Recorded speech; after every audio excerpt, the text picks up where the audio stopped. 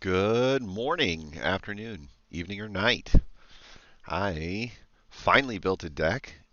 We started to do some drafts when we got going and picked up some cards, and then the wheels started to spin. You know, enough people beat you down, you always still walk away with something, and one of those somethings is how good are the new cards, right? Is the new card kicking me or am I kicking it? Couple of new cards are going to roll in here, and a couple of oldies are going to be here. But I started thinking about this card, the Kami of the Whispered Hopes, and this is definitely the card that I think is going to have the best effect across everybody in the green environment. And the reason why is it does a lot more than is apparent on the card. So the first thing that it does is obviously give you an extra counter whenever you put a counter on it. And so that was the general theme, right? That we wanted to do. We wanted to bring in cards that gave out counters. Plus one counters are really neat, and we'll get into some of the other new dynamics that we can play with over here. But there are some really fun things to do with some counters in this deck as well. The next thing that it does, though, is super underrated, and that is that it can add mana, X mana, of any one color, where X is its power, right? So now we're thinking like, okay, so I put a +1 on it, and then it gets an own +1, and now it is a 3 mana, any color mana dork, right? So if you've got something like an enchantment that has 3 colored pips that are off, you can cast it as long as you've got a Kami out there with one +1/+1 counter on it. You could turn it into 3 red counters, and now this thing could become that enchantment that triples any damage that gets home. There are obviously tons of things that you can ramp into. It's not gonna help you ramp towards like Atraxa as an example because it's only of one color, but you are going to end up flooded with mana very, very quickly if you're leaning in to how the counters work on the Kami of Whispered Hopes. The other thing to note is that it does this each time, not each turn. So if you throw a card and it puts a +1 counter on it, it's going to get an extra +1. And then you throw another card and it puts another +1 counter on it, it's going to get another +1, right? So it's not just once a turn, it's every single time a +1 counter gets put on it. So what we were looking for are ways to gift counters in the most unique ways that we could and as often as we could. We wanted a ton of counters, kind of making the Kami of Whispered Hopes into some insane level, size creature that obviously gives us the kind of mana advantage that lets us go nuts. In order to get there, in order to get to the 3-drop spot where a 1/1 will survive, we need to remove a lot of threats. We can't let the opponent create a kind of board state where our little 1/1 is the obvious target and it's really, really clear what they need to do, and then they just throw out a spell and it's dead, right? So, what I did was I started to put in a little bit of control into this in the form of a yeah, you know her. She's been around for a while. In the form of planeswalkers that also have +1/+1 counter gifts that they can give, especially on the pluses, right? So you end up with 2 Wandering Emperors in your hand. Throw the first one, and then throw the +1 counter out. Mine as well. It's not going to hurt you. Archangel Elspeth does 2 +1 counters on a single target creature, and we'll talk a little bit about the best way to play with her too. But she's another really, really neat addition in here because of the fact that she can give flying, right? And so not only now do we have a Kami of Whispered Hopes with 3 extra damage put onto it the first time we do the minus, she also is now a flyer. And so she's just going to fly in and she's going to make it home. So that's just, oh, so good. Other things that I would note. Storm of Seed Core is going to be able to let us spread counters out all the way across the board, let us load them up into one position if we feel like we want the mana. It lets us, save some of our Brutal Cathars and other removal spells from some of the more easier to get removals that are available. And then there's one or two more tricks that we're going to use with the new cards as well. So I do like this because of the flexibility of where the counters go, not necessarily because for 4 mana, 4+1 counters is a great deal. It is a great deal, but you need to have targets out on the board to make that happen. And so you really do need some of these controlling kind of elements that create bodies, that put +1 counters, that help remove their threats if you want this thing to be useful. So this is kind of a later game sort of strategy.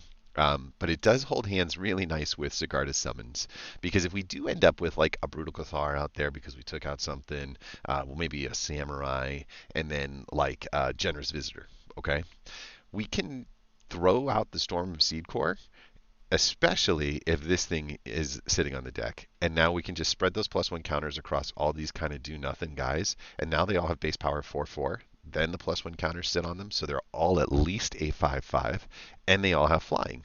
I only own one of these, unfortunately, and I wasn't going to craft any more until I did some testing to figure it out. But a few of these other cards that are kind of in here on the lower side just to drag the curve down might end up swinging away and heading, I might end up with one or two more of these just for consistency's sake. Not a new card, but works really, really nice with a deck that does all these kind of +1 counter stuff. Obviously, Siege Veteran, you know him, you love him, or her. Can't remember. I guess it's her. Yeah, you know her and love her.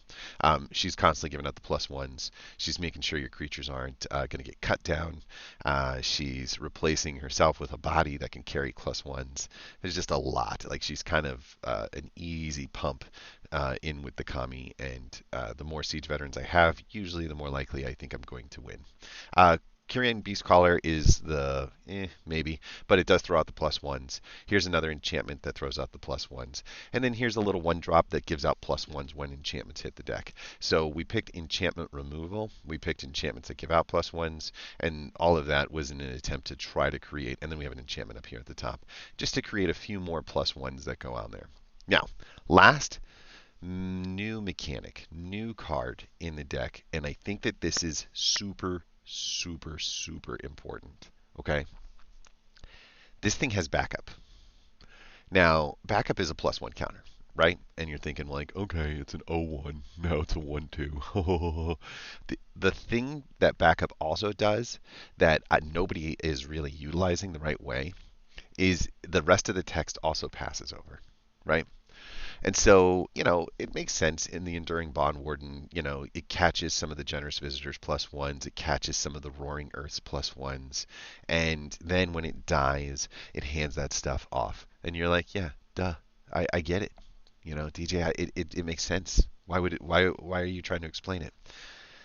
Because if you draw this late game and he's got like one of those insane threats that happen, one of those bombs that show up, you can kind of like graft all the +1s that are on one creature over to another creature. And this is how you do it. You cast this creature, right? The Enduring Bond Warden for 1 mana should be very castable card, especially if we're talking about later in the game. Let's say you stick it onto the Siege Veteran as an example. Okay? Now the Siege Veteran goes in and attacks, and it's going to be, maybe a trade, right? And it's a trade that a lot of people, after they've watched the Siege Veteran dump 3, 4 +1 counters out there, and they start to get a sense of what you're doing, are going to be like, I got to get rid of the +1 counter engine. Like it's got to go.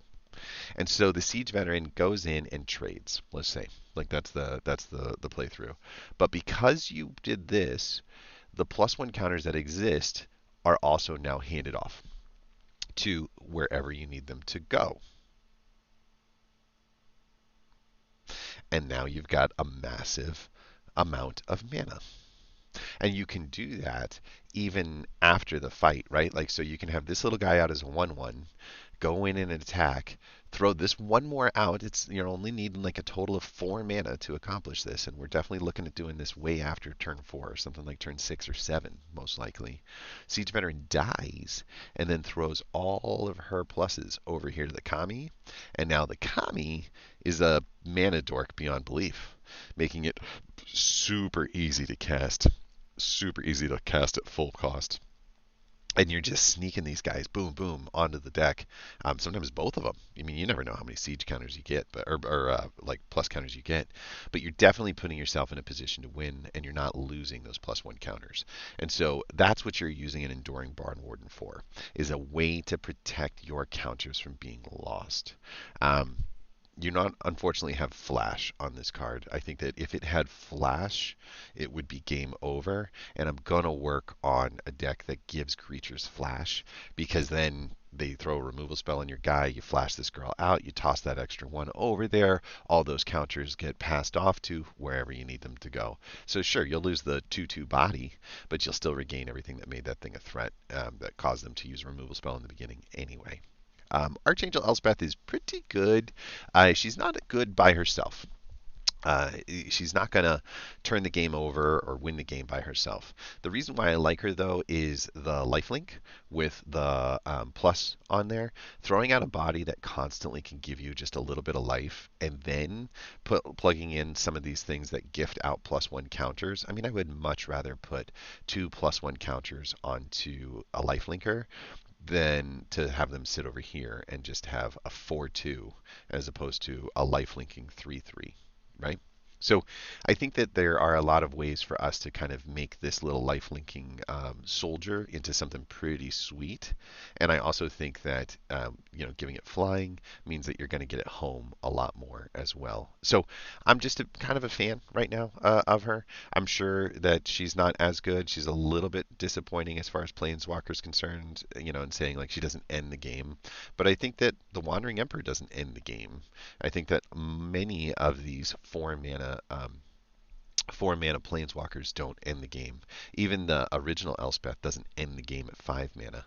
So I do think that she helps with the board presence, and she helps with the +1s, and she helps with the getting home, like fixing for life and for flying, being the two major things that I think that she does. And so I do think that she's a win con, but she's a win con that's dependent on something else existing on the board as well, like most planeswalkers are. Not every planeswalker has some massive kind of deal. That's the deck. It is still in testing. I just whipped it together this morning, but I like it, and I can't wait to try it. I've tried it a total of 3 games. We won all 3. One was against a absolute mono black held kind of deck with endless amounts of removal, and we were able to get past things like Phyrexian obliterators, and we just took it. Like I did the thing with the siege veteran, and we just took the hit, erased all the land, and got rid of his siege veteran, and I still was sitting there with like a Kami of Whispered Hopes that was like a 13/13, and then it was going to get a free attack on the way in. So like there are some things that you get a chance to do with this deck that you just don't really get a chance to do. Watching a 1/1 get all the way up to that is pretty neat, right? So I really like how fast things grow. I like trying to protect as many of the counters as I can with the Enduring Bond Warden, and just having them all land on, whomever is going to be the best threat that comes in. Whether it's the little soldiers, whether it's the guy with vigilance that we're going to create, or whether it's this guy who flies, and we can just put some lifelink on him. But there is just a lot of neat ways to get through this curve. The deck itself has 22 creatures, so it's kind of right there in the balance, and then it's right at 3.0. So it's kind of in the middle at this point. I wouldn't call it a mid-range deck necessarily, but it's not. It's more mid-rangey because you do need the plus counters, and so if you're gonna have a mid-range deck in today's standard, you need to find ways to remove all the threats. You need to be able to, create some board presence and get a removal piece, and this includes planeswalkers, and so that's why it's in there. I think that the mirror match wants to put us against some planeswalkers a little bit more often than not. And then obviously Wandering Emperor's removal as well, and so is just kind of like I said, some of the unexpected fights that we're willing to take because we've got these unique kind of ways of passing those +1 counters off. So there you go. That's the deck. It's not all brand new cards, but there are enough new cards in here. 2 mythics on this point, but uncommon card, common card, right? Like this is not completely out of reach for anybody. You should have some uncommons available. And if you don't have the mythic rares, that's fine. I don't think that the Archangel Elspeth is necessary to make this deck work. It just does work. That's all I'm going to say. All right, let's go in and let's play some games and figure out how she performs in the arena. We'll go to just standard play for now. We'll get into ranked. Well, let's try it in ranked. Let's just give it a shot and see. The Kami of counters. I know a lot of deck techs are like, got to try it in mythic rare. Like we're not mythic, so we'll just try it on the ladder. Only 2 land, unfortunately. I would say that a few times I've been a little frustrated in the land situation. I have 23 in here, and I was thinking of even going down to 22 because I've felt like we'll keep it because of the ossification, but overall this is not great.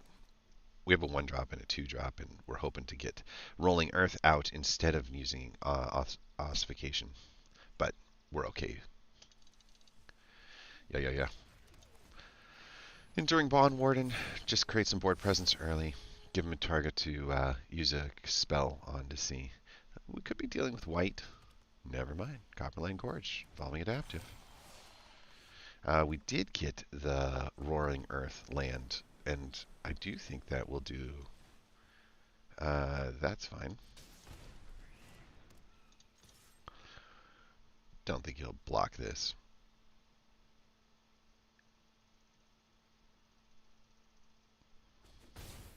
Okay. So he could do things that, like, free from flesh in order to really make the Evolving Adaptive hit pretty hard here. But doesn't look like that was the case. Would be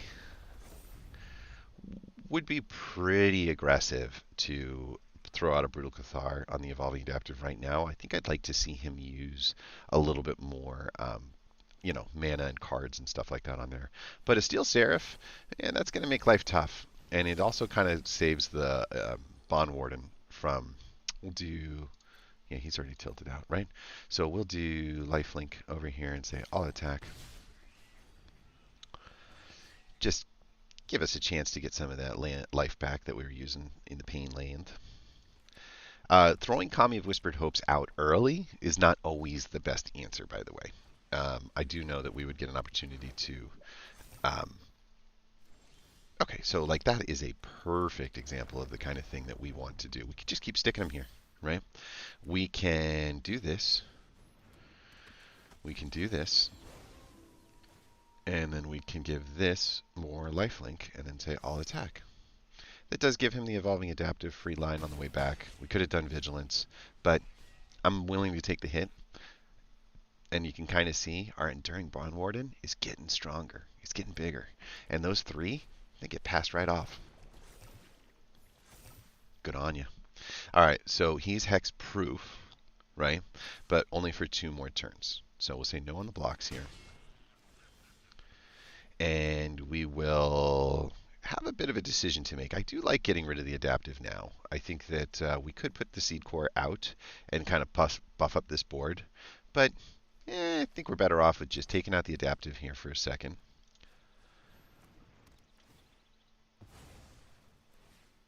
Go in here, flying right over the top. And we're really dancing with the devil. We're down to 5 total damage, and we've still got our full 20. I do think Storm the Seed Core becomes the next attack. Thundering Raiju is not going to get it done, my friend. Not going to get it done at all. Hey, he's got a +1s going on his own. Yeah, we don't need to block that. Good on you, good on you. And there you go. That is the deck in action. I think that worked out pretty much. I mean, we didn't get an opportunity to really see a lot of the mechanics in play, but we did see the Enduring Bond Warden catch and become kind of the threat. Ultimately, it did more damage than any other card in here, and that's always nice when your 1-drop becomes the star of the show. I do think this did enough to kind of keep the counters going, but I would have liked to have been able to throw 1 more land in order to kind of get an opportunity to really show you how powerful this can get. I would have taken it, thrown it on the Steel Seraph. We would have used the Seed Core, dumped all of them like right over here. Maybe 1 more just to make sure that was sitting at lethal, and then the other 3 right here under the Bond Warden, just in case there's some kind of fight spell, that he could have with 1 green mana. He could try to attack and fight, and just try to give this thing, make it a 6/7, just out of his reach. Like that would have been good. But there you go. That would have been the play, and then it would have been game over. Ultimately, pretty good, pretty good. Let's go on. Let's do it again.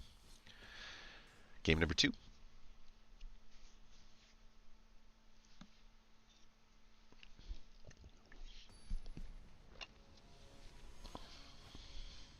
Okay, so the shuffler's given us 3 lands. They are in 2 different colors. Unfortunately, we don't have anything to do until turn 3, and that is not ideal. But we do like a slow land start as a possible sign of, yeah, this is going to get bad. Oh, I love that card. Okay, so we do have something to do now, which is good. Placid Rotten Tail is just okay, but it's really good when you second cast it. I had a couple of those in here. Well, that's going to be real scary. We got a real problem now, right? I do not know. This thing will only get a creature an opponent controls, and I don't think I've got another tool, so we're going to have to grow quick, right? Um, I am going to put the Siege Veteran out now. I am going to toss that onto there, and I am going to attack in. And probably just get the 2 damage across the line. Don't expect anything different here. I think that we're going to continue to make Enduring Von Warden bigger to try to keep up with what the World Tree is going to do. Boom. All the way up to a 4/4. Yeah. Yeah. I don't think I can leave that on the deck. Keep going here. I'll attack there. So we don't want them to do to us what we plan on doing to them, right? Like that's just never okay.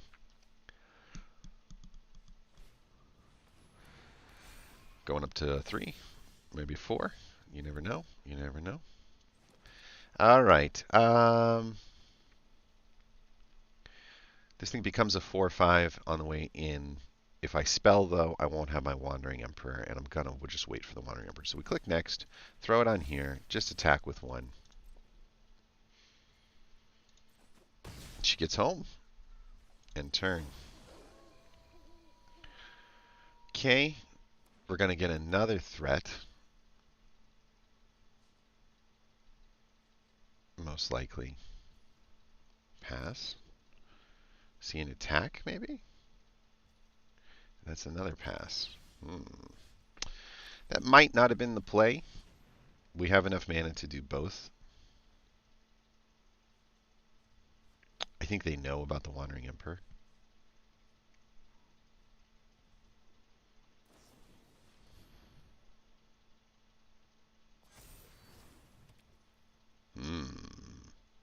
Okay. I think we're good. We just keep attacking.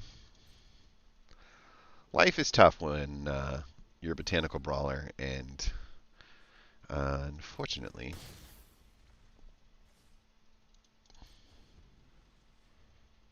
let's see if you attack.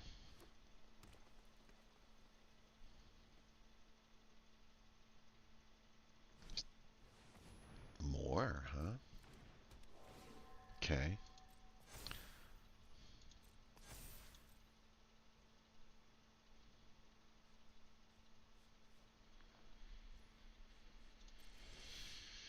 Okay. A little bit of an issue here. If I took the 11, right? I could make the Moonrage Brute into a flyer with the Siege Veteran and the Sigarda Summons, and that would give me 2 flyers, one at 4/4 and one at 5/6, and really put the heat on him at that point. I could take the 11 on the full crackback, or I could even like block the 4/4. No matter what we get out of here, I think this is the right playthrough line, right? So here we go. We'll put this on this, and we'll attack with those 2. Oh, and we'll just win. I forgot. We'll just win. Why not? That's game 2 down. So, yeah. Oh, that's right. The base power goes up. I missed that. I was like, how did that happen? But then I saw the base power of both creatures went up, so the pluses went on top of the pluses. And let's roll right on to game three. I I really like this deck. I think that this deck does a lot of growing as you kind of do your board development and controlling on the other side of the table. And I think that that's pretty good. Like we just controlled a world tree that came out on turn three, which is that's not that easy to do. Two or more lands, so you're going to come out late unless we do that, and I don't think we want to do that. So we'll get your generous visitor out. He's already got his. I'm gonna surveil. This might be good. It might be bad. I have not played against any blue counter magic. I've played against black and I've played against green, and you can see that we're controlling this pretty well here. So I'm not overly concerned, but blue counter magic is it's tough. You really got to pay attention to every little decision that you make. An enduring bond warding gives us something to do, so we will take you. Um, you want to counter that? He clearly has a counter, right? Stick it on you. And then we can attack for one. And get bounced. No, we didn't get bounced. So next spell that we cast is getting countered, right? The question is, what do we want that spell to be? And I think that we don't want it to be the Siege Veteran, because that is definitely the engine that kind of pumps this whole thing. And we don't have a enchantment for this. So I do think that we take the opportunity to attack in first to see if we can't coax him into spending some mana on a 1-drop. And then we'll try this. I don't think it's going to resolve, but it will help us pull a card off of his hand.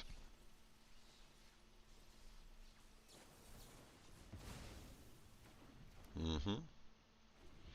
We could have sat around and waited, right, like 2 more turns and hoped to draw something. Wait a minute, cancel that. You go here. I have 2 of these Storm the Seed Cores, and we're just gonna. Oh, I guess there's no more counter magic. Yeah, we just go all of them. Yep. And the reason you put them all on one is because then if a removal spell shows up, it will just pass those off. So I would much rather have something that, by itself can do a lot.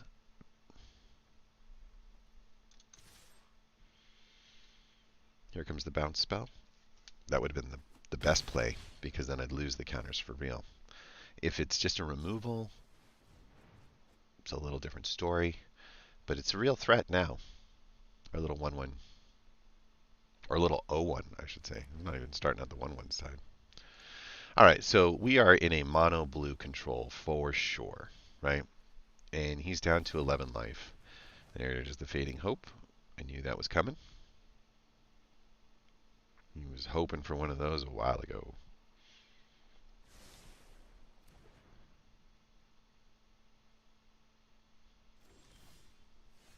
Okie dokie. Didn't get the land, unfortunately. So let's see if this resolves. It does. And there was a pause. So that means that I don't think it's worth us doing anything else on this turn. Just get our 1 damage and then look to find what comes next. He only has 4 mana.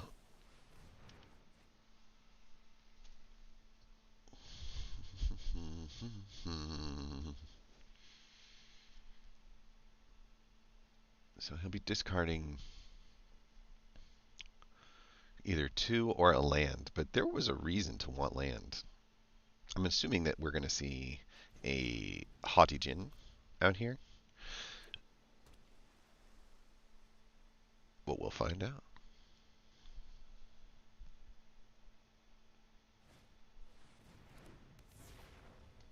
Poor guy. Keeps doing the things that I tell him to do. You're not supposed to do the things I tell you to do. Let's see what happens on this. Make disappear. Yeah, that hurt. We'll just no attacks. Take the hit and hope the ossification hits. Really tough to get past mono blue though.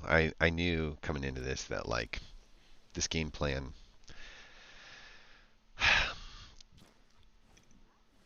you need them to have a problem. Like you need them to make a huge mistake somewhere. And so far he's had the answer to every spell we've thrown. And when that happens, there's not a lot of good things that can go your way.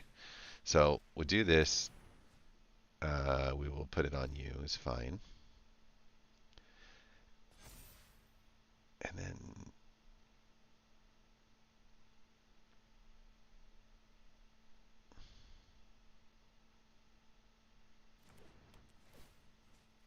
get rid of you.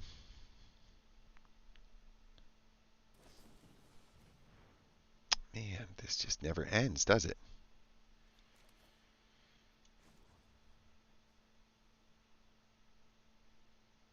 So if he slips out the back, he can't block. I could channel the Rolling Earth here and put X11 counters on a target land, and it'll become 0/0 with haste. But I won't have the ability to attack with it, so I can't use that. Dang it. I guess we just keep throwing counters around, huh? You still have counter magic? You're down to 2, and that's all you've got? It's counter magic on... God, you do! My God! Anyway, that's a good game. We don't have the ability to stop that level of perfectly drawn counter magic. Like, perfectly drawn is rough. You know, you can get one of those things out of the way, and it's a different story completely. But 2, not good. That's about as good as a control blue can do. Shame. But no deck is 100%, guys. No deck is 100%. 3 mana, 2 colors, nothing to do. Well, never mind. I changed my mind. This is excellent. Wouldn't mind the 1-drop, right? Instead of the 2 siege veterans, but there's something to be said about having 2 siege veterans. We got a cool pet, red white Boros, maybe a little bit of a equipment theme, possibly. People trying out the new equipment, or they're just doing the mono red stuff.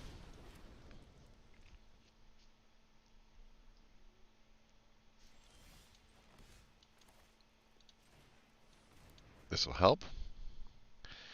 So he'll throw a creature almost definitely for the Kamano's +1. When he throws that creature, it's going to come in with haste and attack. So we'll take probably a 2 or 3 damage on this turn. Say hi to your Phoenix Chick or your Monastery Swiftspear. Or your Illuminator Virtuosa. Virtuoso, not virtuosa. I don't know how many times that line has been said every time that card has been played, and I feel terrible for doing it. All right, hit me with 1. Yeah. You got it. You got it. All right, next we're going to do... Oh, well, I had to. I know. If I could have gotten a 3-drop out without doing that, it would have been a different story.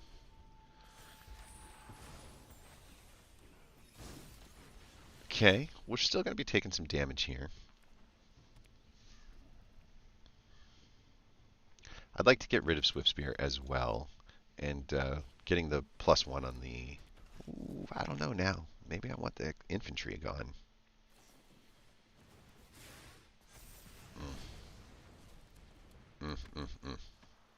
This is going to be bad. We're still throwing Brutal Cathar, but we don't get the +1s now, which just hurts. I think I'll probably take out the infantry. Yeah. That's fine. It's not great, but it's fine.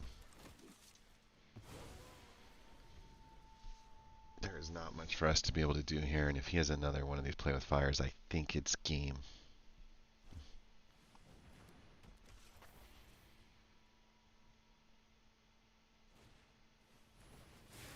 Okay.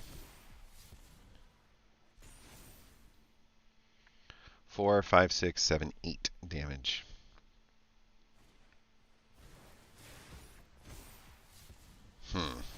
Okay, that's game. I have to block that. I can't take that much damage, which gives him back his creature, and we just got run over. Right?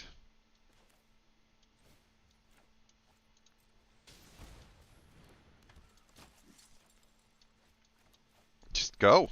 Oh my goodness, card. I'm sure you can do it, but we will concede. Interesting deck. I don't know if maybe the 1-drop or the 2-drop being there slows him down enough to keep us from getting run over like that. Probably the better bet. We're in the ladder, I think, right? We're not in some historic ladder, are we? I should double check that and see. I don't think we are, but you never know. Standard ranked, right? Ranked standard, not some historic or explorer. Yay.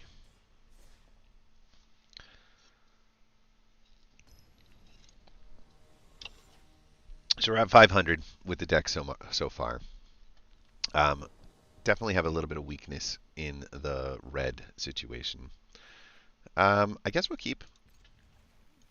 I have a hard time throwing away hands that have an opportunity to cast everything. But this is crazy. I mean, if you look at our curve, there are there's a decent amount of cards that are at 3 and above, but like, whew, this is all we're seeing is 3 and aboves. Blue, white, right? So let's take a look and see what happens. Probably start with them. I counter your spell.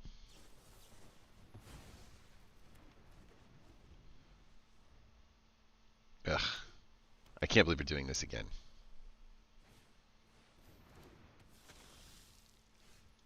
What? Yeah, I probably want the Wandering Emperor to come out on the next one.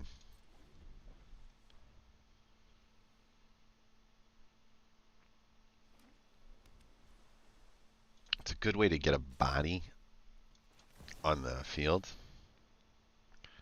Please don't counter this.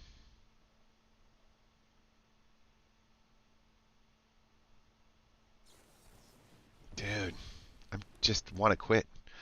I don't know why they made a card that for 2 mana will cost the other guy 9 mana to like it's like what? It's not even close to okay.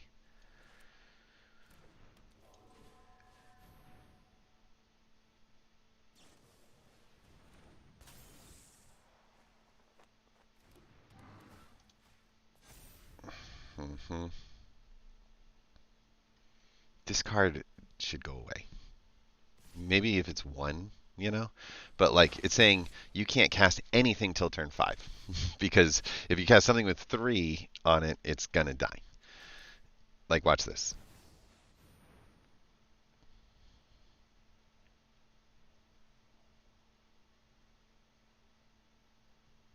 So I'd have to wait till turn 6 to cast something with 4. I'd have to wait till turn 5 to cast something with 3. Like, it just never ends. It's just always the same problem every single time. Told you. I don't. If I just see mono blue, I think we just quit. Like I don't think it's a fun experience. It doesn't make for a fun deck to play against. And it's yeah, it looks like that's the nature of the beast. Let's see if we get back to 500 with one more game, and then we will take a look and see what the mono blue answer would be. Although I guess it would be a ramp style instead of like we're going to throw cards that help us ramp. This shouldn't be a keep, but I'm going to do anything I can to get past mono blue or blue control, whatever you want to call it.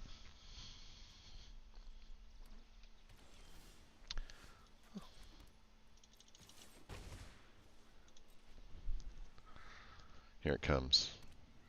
1, 2, 3 colors. Mm-mm. trap. There you go.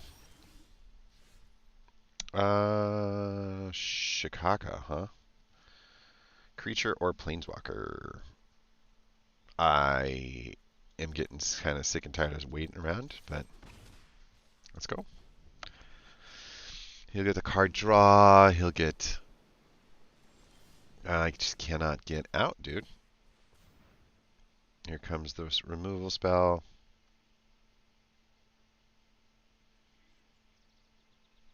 Here comes the removal spell. What? You didn't? Why wouldn't you?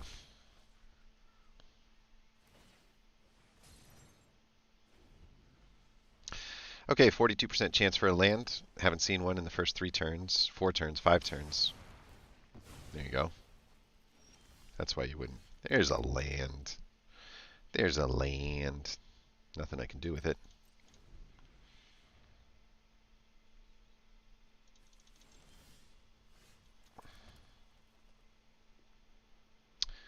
One, two, three, four, five. Sure. We got 2 of these things. Nothing's going to happen if we don't do something. Counter target spell. Here's 2 mana to get rid of your 5. Ha ha! I need 1 more land if I wanted to cast that with any kind of hope. Never mind, it wouldn't have mattered anyway, because counter target spell, counter target spell, counter target spell. That's one thing I will say about the algorithm in here is that it finds where your weakness is, and then it only plays you against that. And so if you have any level of success with any level of deck, it's like, nope, no success for you. I will just continually do this counter target spell, like just never stops. There you go.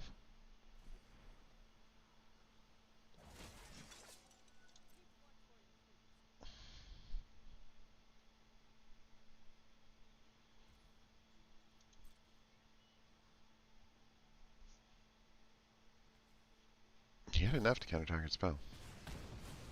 There you go. Plenty of ways to kill our guys, right? Never stops. Come on.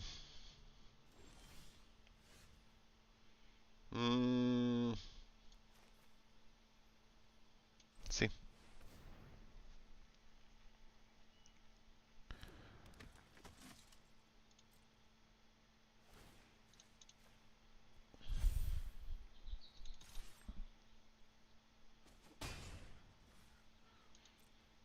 Okay.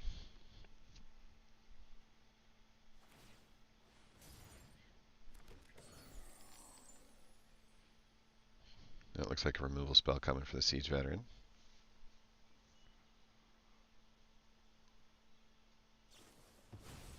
What a shocker.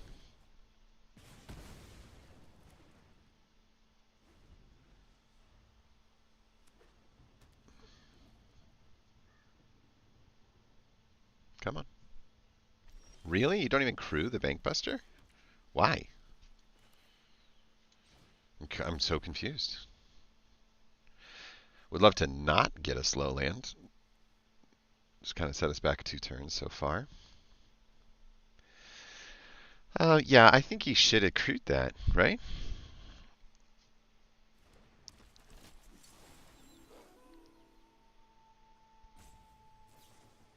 There you go. Had to see it coming. Had to see it coming. Let's do it again.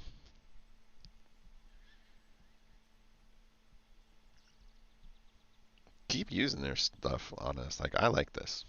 The more you use it on these little guys, the better. Like, counter target spell, counter target spell. What a shocker. He's going to crew, I'm going to lose, and it's game over. Like, I don't know. I just get sick and tired of playing against this deck. There's a control game to play. It's just not this. I'm wondering if we have too many planeswalkers, and the algorithm thinks that once you do, you're a control deck, because a lot of like planeswalkers are used in control formats. And so maybe we're better off without, like, the Wandering Emperor, because we're just using her as a 4-mana removal spell at this point. Like, we're not doing anything else with her. And so getting rid of her would give us an opportunity to, kind of put some of this other stuff to the test. I don't think I want to craft any of that stuff, but I could put another guy like that in there, and then just use 2 uncommons and kind of stay with it. So we'll do a little bit of an adjustment with uncommons. I mean, we had 50 of them, right? Like, who cares? So let's try it again and see if we can maybe skew the algorithm away from mono blue control. Since it did that 3 times in a row, it makes me think that we're only going to end up playing against that. Like, it would be confusing. Um, not and this is something to consider when you're making your decks too, right? If you make a deck and it has, let's say, all rares and mythics, you're it's going to try to line you up as close as it can to all rare and mythic opponents. Okay? Now, that doesn't mean you're going to have a bad time. It just means you're going to be challenged. You're going to definitely see this as like a woof, like there's a big challenge there. Kind of in 3-color here. Still 3-color, black, blue, white, but I do think we'll see something new come out. Or not. That's fine. Sure. It's just nice to actually be able to throw cards and not watch them just get negated for 2 mana, right? We'll do lifelink and then watch it get killed by a removal spell. In 3, 2, 1. When you play against black, you gotta know that's coming.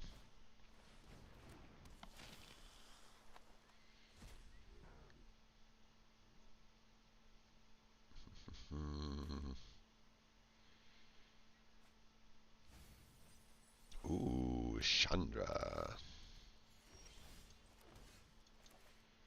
Well, I'm not a huge fan of just drawing nothing but lands. Wait a minute. Nope. Hold on. We're going to put the +1 here. And then we get rid of that. And then we'll say next. And then we'll just do this. And we'll say lifelink. And then we'll go. And that just gives us some breathing room. Puts it 24. Puts him down to 13. Definitely going to see Blood Tithe Harvester. Maybe another 3 or 4 drop. Something big is coming, though. And having an Ossification in hand is a good place to start. He drew something that he wanted off the Corpse Appraiser, right? Corpse Appraiser down here. Exile 1 target creature. If a card was put into exile this way, you get to look at the top 3 cards and then put one of those in the graveyard. So, yeah. No need to go fast on the lands. So we'll just click next. Do this again. Continue to give us breathing room.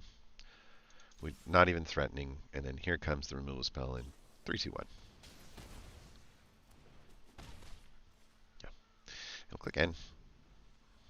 Would like to draw something that we could play.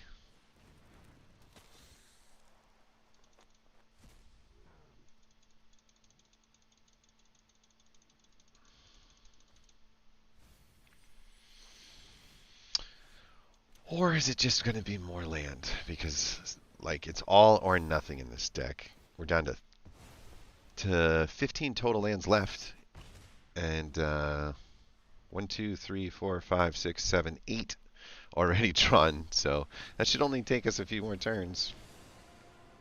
This is going to hurt. She'll deal some damage. And why not just get more land?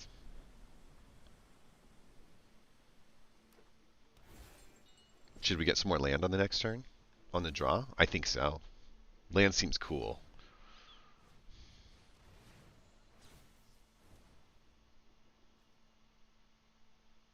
Oh, dude. They're the same.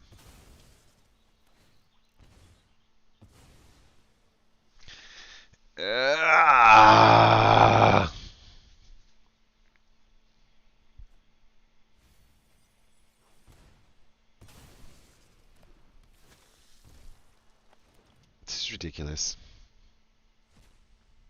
Invoke Despair. Like, another card that sucks.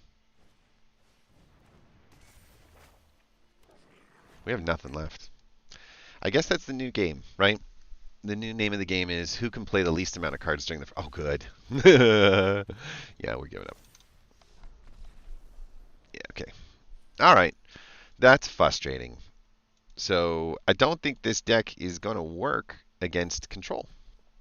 And it only seems to want to put us in control. That's it. Um, how would we beat control? I guess we would have to ramp past the counter spells as fast as possible. So how would we add ramp to this deck? Um, you know, the Kami would be good, but we can't ever throw her, and then there's nothing that we can do about that. I could live without this card, and I could probably live without like one of those. Um, I do think that we got to consider the fact that we need to get things gone when they're dead, like gone. So there's what is that? That clue one.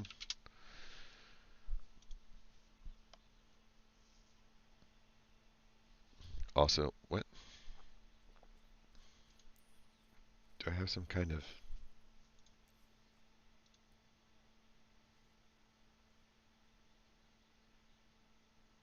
Did it fall out of standard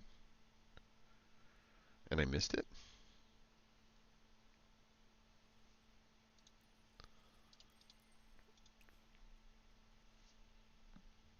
No, fateful absence.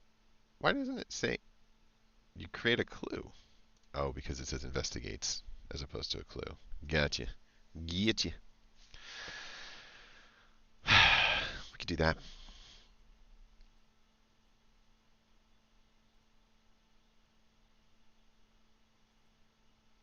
Neither of those help us ramp.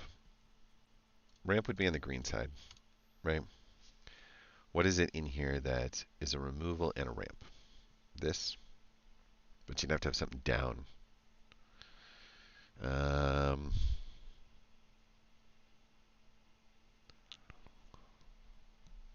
need something cheap.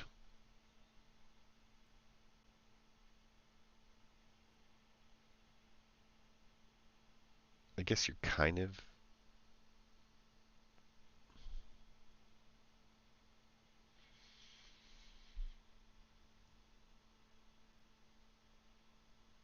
I don't know. I don't know. I'm confused. I don't know if there is a way through it.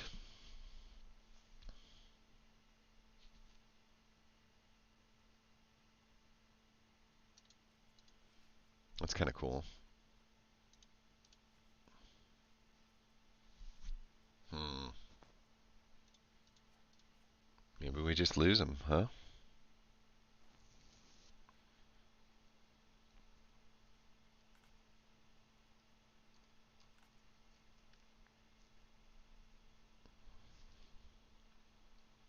I want a creature that can get down early to counter this. The other thing is the Blighted Burgeoning. That's another new card that you essentially cast it onto your land, right? And then it makes a 2/2 as well. Tandem Takedown's kind of cool because it can really help you go, but again, you need stuff on there. Where is that Blighted Burgeoning situation happening? Maybe on the next page? No? Huh. I guess I don't own one yet? I guess not. I have another account. So some of the new cards I've got on one side and not the other kind of deal. X is the greatest power on creatures you control, so it's kind of like a fight spell, just sort of reworded. Yeah, I guess so. Like, if I do March of the Machines and click on Not Collected, um, no, something's up here. This is not all the March of the Machines. Oh, it's instant sorcery. That's why. That makes so much more sense. So much more sense. I was like, I could have sworn I own these cards. We'll do that. Come down one on you since we picked up some extra removals along the way that are a little cheaper. Allow us to maybe get a card off with a counter spell. So, since we couldn't find a way to reach, you know, to turn 4 with anything, all we did was just focus on creating some more interaction down here in the 2-drop spot in hopes of trying to find the way to get to these 3 drops. I'd like to put a Kami Whispered Hopes out, but don't know how that's going to happen. Blighted Burgeoning, though, is a card that might not get hit quite as much. We'll just do standard play for a second here and see if this is just like, is the current meta nothing but removal and nothing but blue, and it's not necessarily the algorithm that's lining us up, but rather that's just what's meta right now, right? Could be.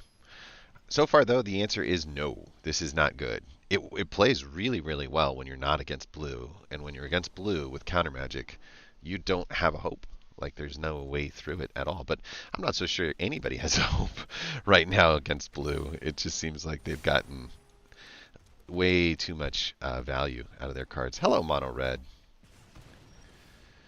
I will throw this out. And yeah, we will take a Swift Spear back in the face, but I don't have a place to throw those other counters, so it's fine. Oh, how did I know? How did I know? Come on, up there. 3 damage. Yeah, go. Get him, go. Gotta go. Okay. Do you like that? Do you like that? Do you like that? I do think that we'll just keep the damage close as we grow.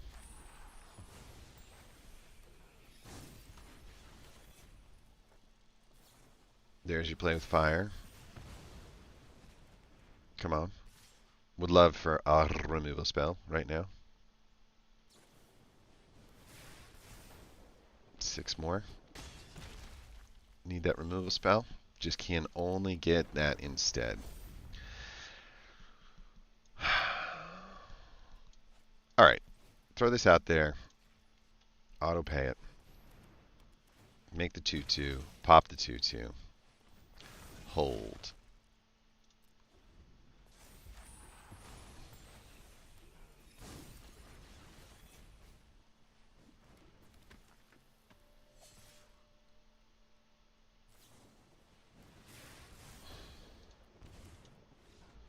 Can't stop that.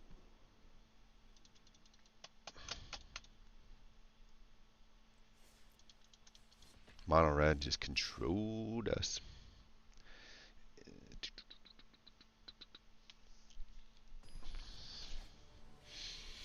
If we had one removal spell, it's a different story in that game, but we didn't. And what's weird is I increased the amount of removal spells I had in the deck. So that's also strange. 2 green cards that we can cast early without the mana to cast a green card. Yeah, sounds about right.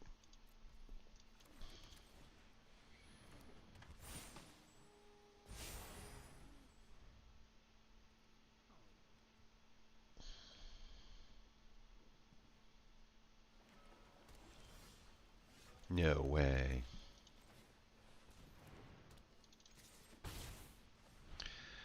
That's not going to do much if I don't have a land. I got a land.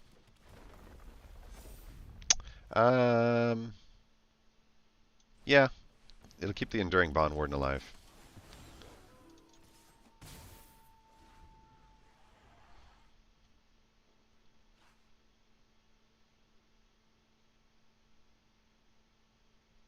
Removal. It's a ninja deck, I'm assuming. Put that on there just to keep it out of cut down, because you never know, right? Totally fine with ossifying that guy, because he's going to make everything else really tough to go. And then we just come in for a 5.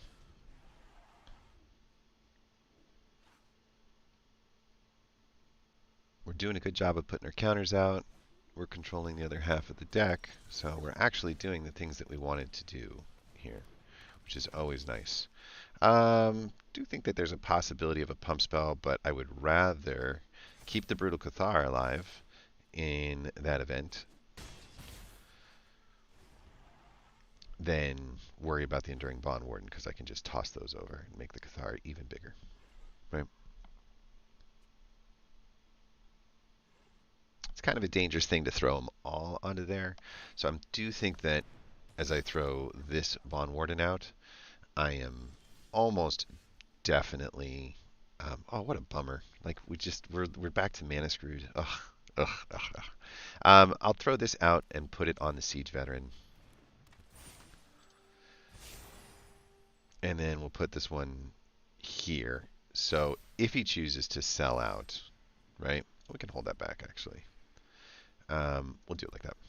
If he chooses to sell out against the Brutal Cathar, which he does, we kind of make him pay for it. Losing that board presence is not great on his side of the equation.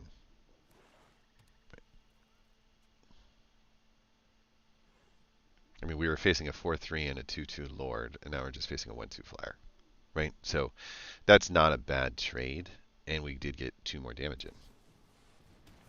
Sure.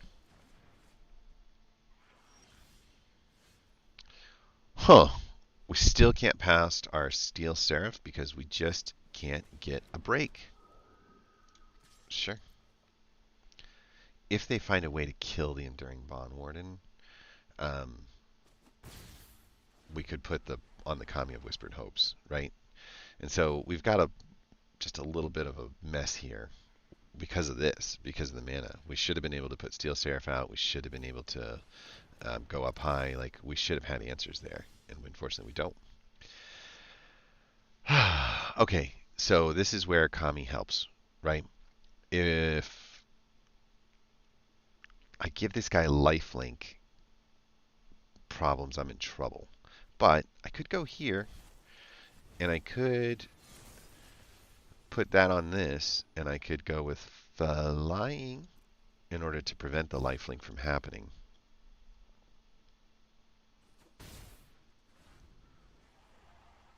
And then that gives him 2 air threats to deal with. 1 more land, and we pretty much have lethal in the skies. I'm fine with this. No need to give him ninjutsu kind of destroy a creature effects. Well, that's good. It's not game over good. I wish.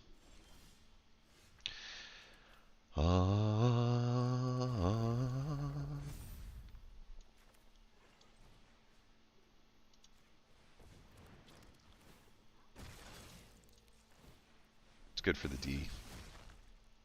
I think that we attack all in, right? He has to block something. And if he chooses that, that's a weird choice.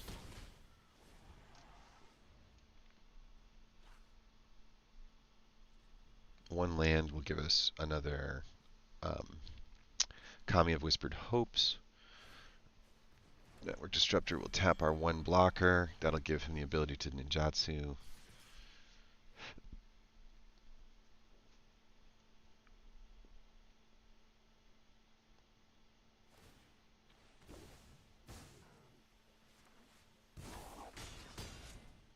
It's going to seem weird, but we want to get rid of that. What you going to get rid of, my friend?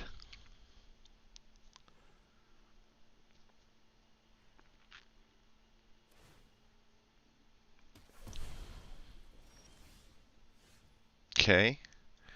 Still like this. Autopay is fine. Bring it up as a body just for mana efficiency. I'll attack. Has to take the trade.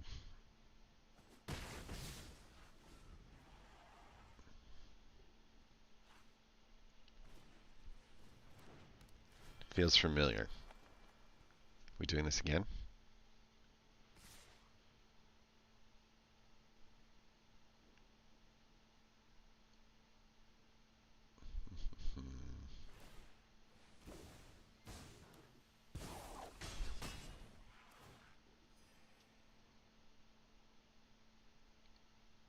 Really?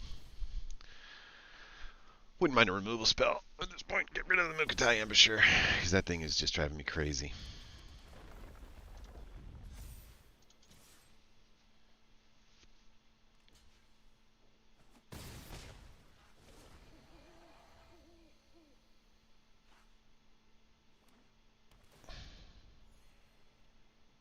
Stop healing.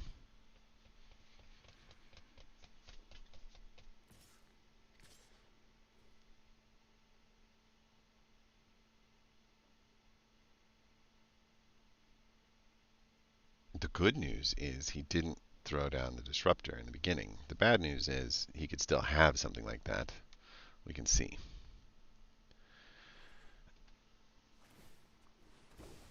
That's going to hit us for 8. He'll go up to 7. Even if we get the land, unfortunately, we're not in a position to stop this. I could, unfortunately, not attack.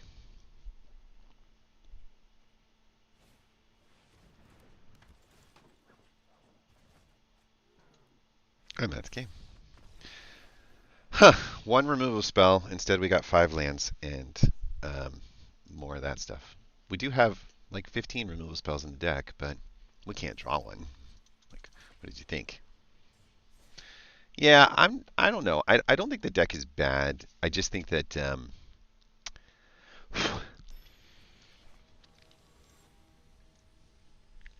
think the meta is bad. Like, if you make cards that don't have any chance to do what the cards are supposed to do when you made the cards, then I think that you probably messed up somewhere. Like, you probably pushed everything far too in one direction. And right now, I still feel like the meta pushes you towards control or it pushes you towards aggro. And I don't even see, like, we're losing to both. We're just too much in the middle at this point right now. That's fine. Can have a clue. We can just throw this out for now. Put the +1 on him. Nice to not see the counter magic with a blue deck.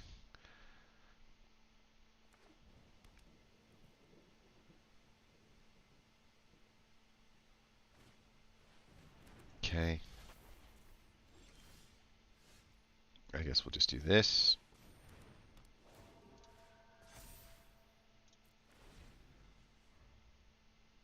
He still had mana left. I got a little nervous about that attack. Alright, here comes the burn spell to remove the siege veteran, I guess.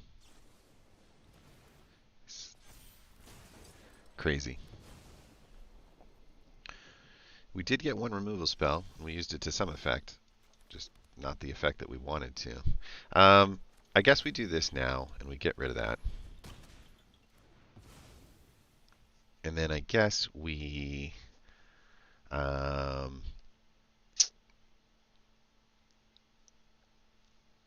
storm the seed core and just make that thing super beefy so that he's going to lose. Yeah. So now we've got mana coming out of our ears, right? Because our little Kami of Whispered Hopes is a 7 whatever. And I'm hoping that... Go ahead and attack me for 4.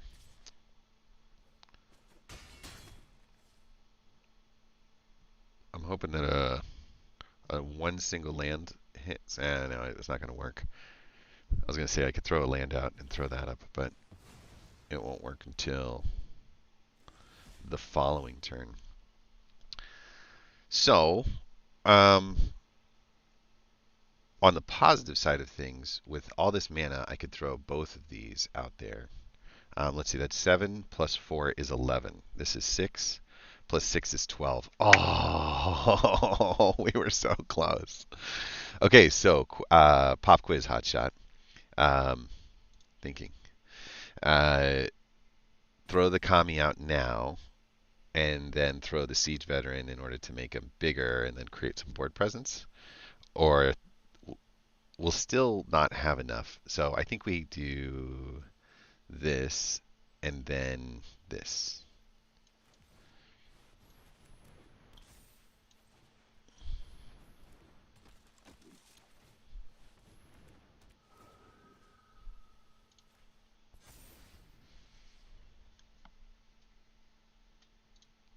Your go, since you're so keen on going.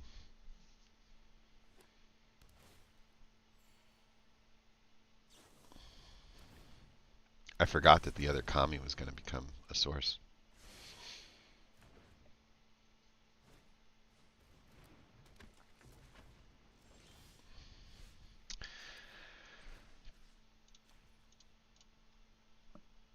Oh, I'm going to go slow now. Oh, no, I'm just kidding. I'm not going to get in a big old fight with this guy.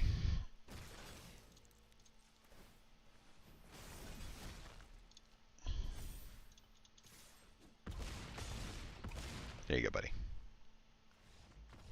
Well, and that is the Kami of Whispered Hopes in action. Like, it actually worked.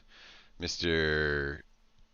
Fire in the Pants over here, who tried to make a burn spell aggro style go wide format, didn't unfortunately work. He got to play every single one of his cards.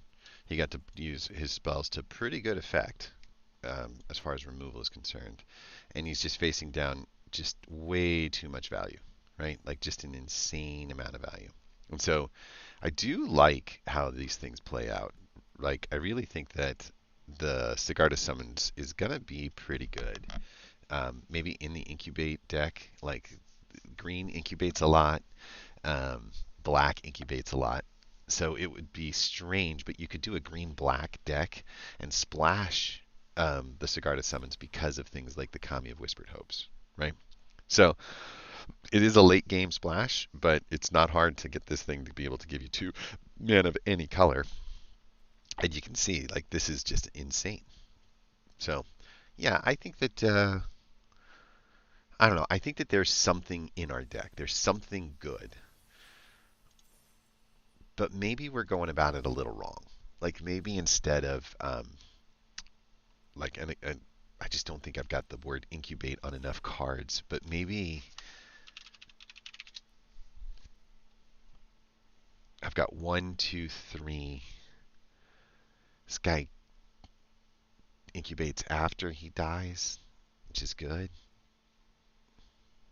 Just don't have enough cards that incubate, right? There is a black-white sculpted perfection too, though. And there are some things that do incubate in white. Sunfall being the greatest card that's ever been created, I believe. So really, really nice to have one copy of that. Would love to see more. If I click on just March of the Machines and I go to Not Collected and I look at the word incubate, there is a Phyrexian incubate theme like situation here. Lots of Phyrexians incubate. Hmm. Is there really only 4 cards in green that incubate? I always thought there was a ton more. Hmm. So we could do the Phyrexians incubating, the Sigarda summons to turn all of our incubators into flying missiles, and black. This will also give us the ability to give our Phyrexians +1. Yeah. What does this do? This is kind of cool looking. It is a Phyrexian. Whenever this or another Phyrexian enters the battlefield, you get to incubate 2. Holy cow. So you're just a never-ending incubate engine? Huh. And aren't the incubate tokens...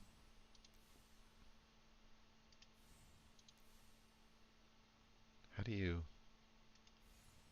I don't want that. Anyway. Um,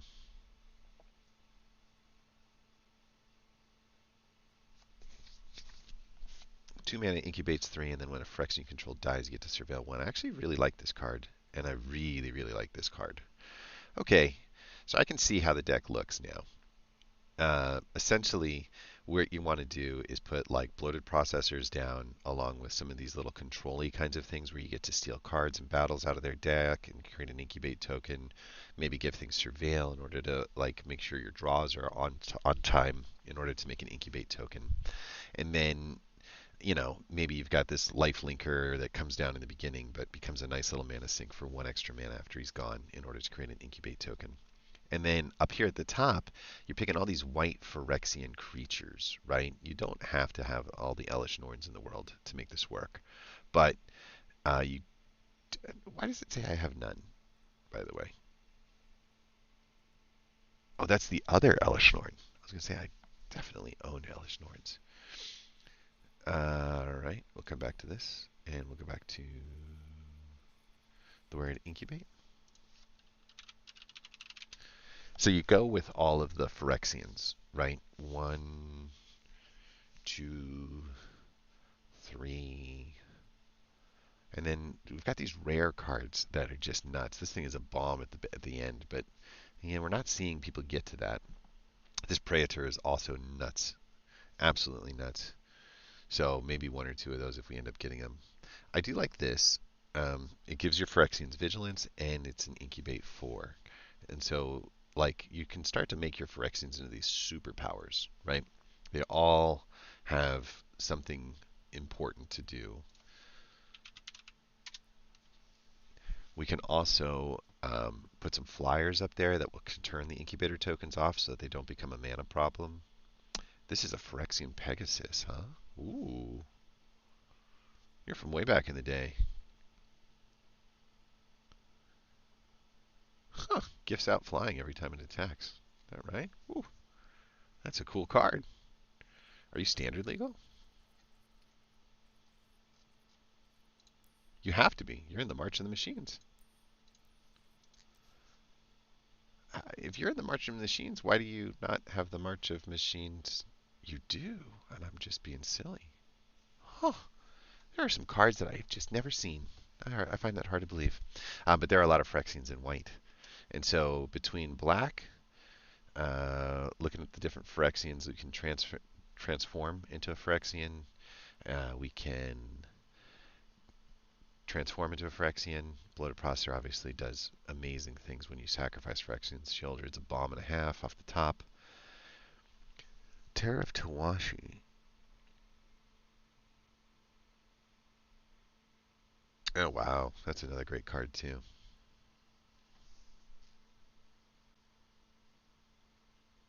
Another good one.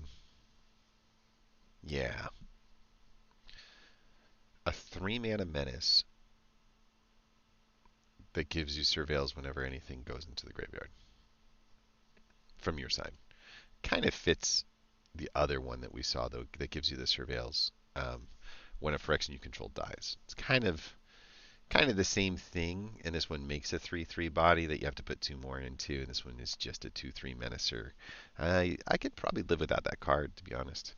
I've been a little bit less impressed with the this as well because it's not supported. I feel like you get to here before you start to get to put things into their graveyard, and there's not enough like put a card in the graveyard in the 1 and the 2 drop kind of like spot. So you're not really gaining the kinds of things that you'd want. Oh my goodness.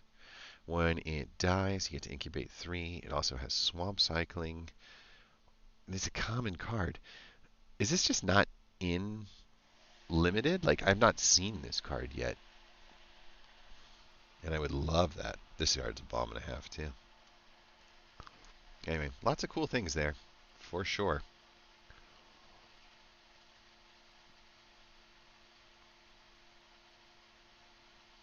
Okay, we're going to conclude the video.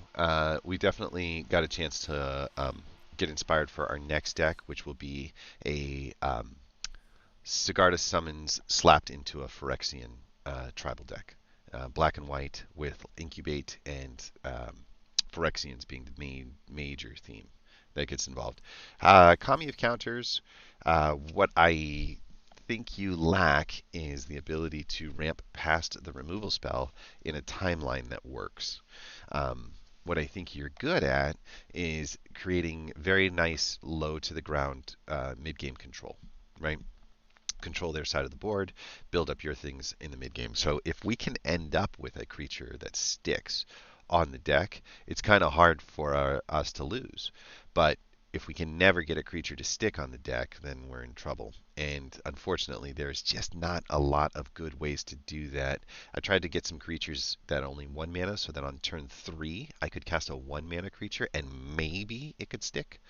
Um, I also, though, need the +1 counters, and we need the Kami of Whispering Hopes, and we need the bodies at that point. So, like, we have so much here that we need. Maybe Brutal Cathar could turn into something down here that is a removal spell. And yeah, I don't think so. Like, I think the value that we get out of that is too much. Storm the Seed Core is a great card that doesn't do us much good if we don't get some creatures on the deck. So I definitely think that we come down on the Storm of Seed Core kind of deal, and maybe we just end up throwing these extra bodies like down here. Wish I had another one of those. Would be kind of perfect. Yeah, yeah, we'll do that though. Maybe just getting that Generous Visitor out, making the Enduring Bond Warden carry a few extra counters when we get a chance to throw these enchantments. Maybe it all plays out just fine. I don't think so, but maybe. I'll do this. I feel like the Roaring Earths are just a little off kilter. 23 lands, kind of an odd number of lands too. I think that we could live with.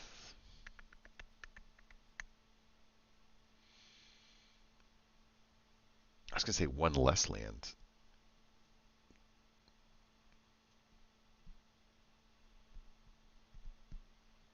Yeah, we've had problems in both directions though. We're just going to keep it at 23. It's a weird number, but it's kind of like when you have 17 lands in a deck, it's like having 26 lands in a 60 card deck. Like, so everybody's playing limited with like 26 lands, and then everybody comes to this and they play with like 24. I know that, the percentages start to smooth out with a larger population of cards, and that's the thinking behind the whole deal. I just don't know if that's going to work. Our draft deck is unfortunately a similar themed deck, right? We got some removal, we got the Enduring Bond Warden, and then we're trying to get the Imperiosaurs out there. And so this was kind of the thinking when I was in the draft that got me thinking like, hey, look at these +1 counter guys. This is going to work good. And then it just didn't. We've played 2 games. I think we've won 1, we've lost 2. Let's just go ahead and play the last game out here right now, just to get this out of the way. And then we'll go to work. Not sure though. Only 2 mana on this hand with a 2 mana creature in 2 colors. It's a risk. I'm going to keep it because of the curve. 3, 4, 2. But it's a risk. It's a big risk now. 2 more draws to get a land. We got one!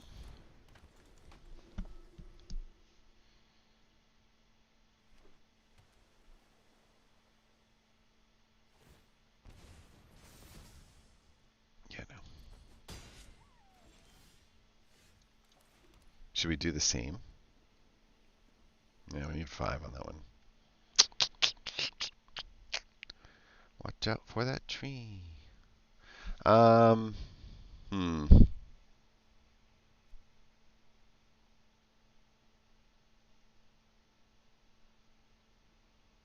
Put the Billy Rider out now.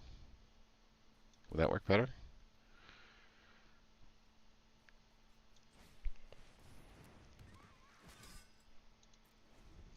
I don't want to be taking 3 damage to do 2.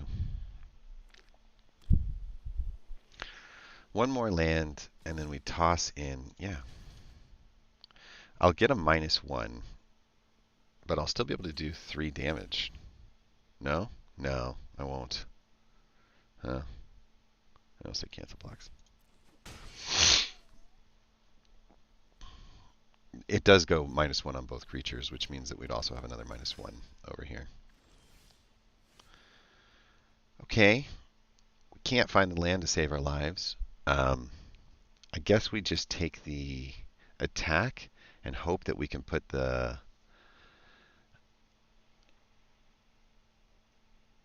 Let's say we take the attack, right? And then he trades out Order of the Mirror for Sunblessed Guardian. That's okay. We use Vengeance Earth on the Kithkin, and that turns it into a 8 damage, brings them down to 10. They come in with a transformed Order of the Mirror in order to come in for 6, right? And we don't have a good way of blocking. But we do have the Storm the Seed Core if we get one more mana. And so I do think that we're in a better position to do that. Now, the other option would be they just block the Billy Rider. So it's possible that they just block the Billy Rider, in which case we just get 2 damage here. And then we try to create some board presence with our mana. Okay, nothing came at us. So I do think that we go this way and get 10 damage done. I don't think we're facing lethal at this point, but he's got to be scared. One more land gives us Storm the Seed Core if he does go all out on the attack with the transfer. Mm-hmm.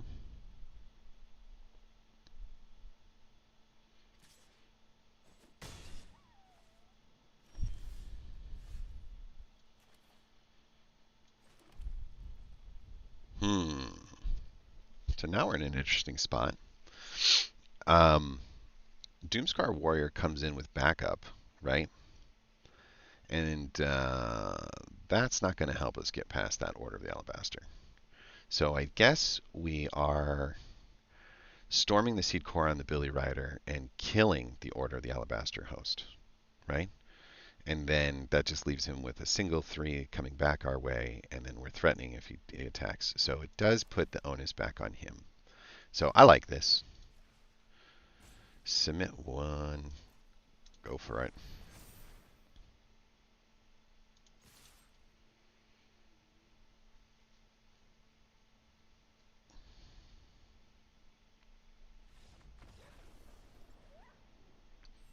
Game.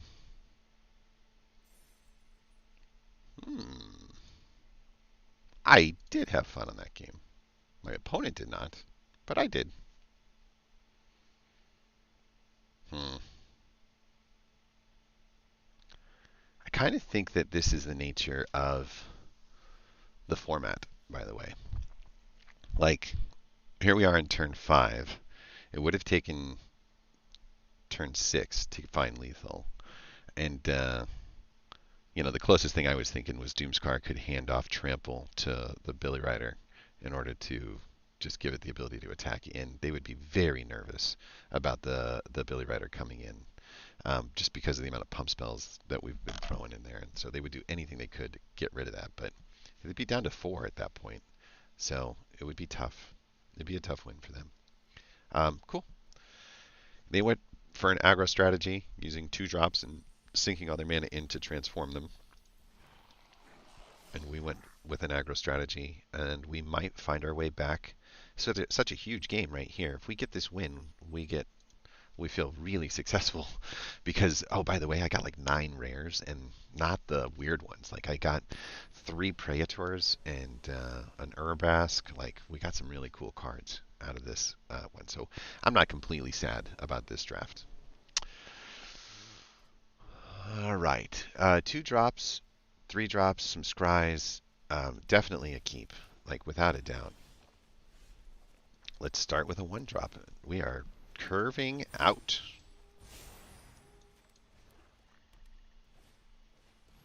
Okay. Get your little 2/2 out there.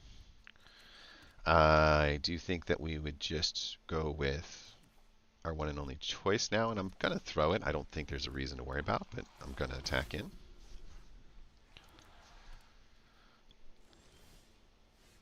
Uh-oh. Opponent bricked. I guess we'll take the 2/2 over the 3/1 with the scry. No.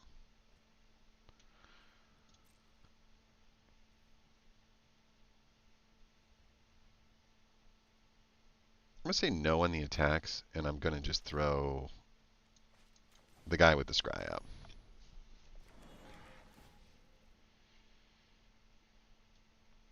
Vengeance Earth is good. Can give us the opportunity to attack.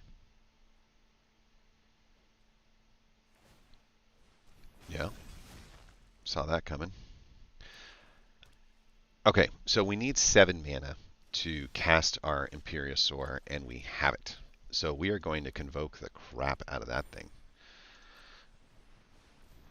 in order to make it the biggest body ever.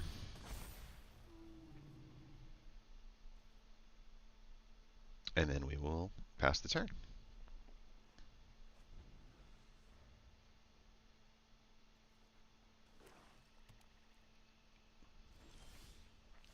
Okay. I definitely think we just attack with everybody. And then we can use our Vengeant Earth.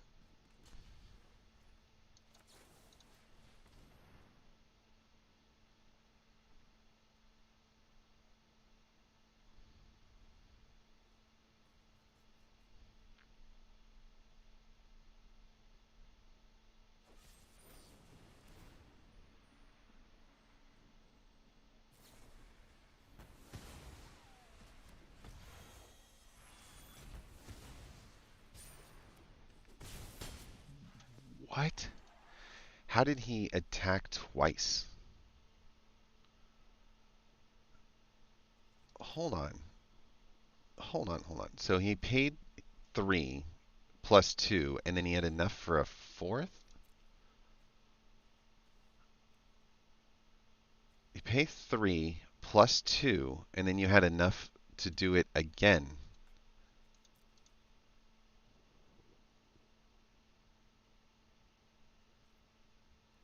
Huh. I don't understand. I guess you can convoke that spell out, huh? We'll do this. Get the card draw when we throw it out there. I'm very sad. I didn't think he had a way out of that.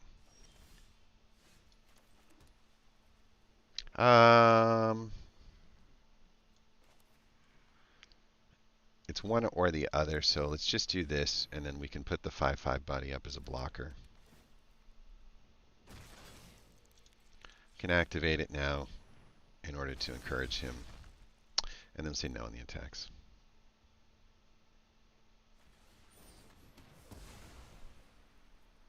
Can't get a break, man.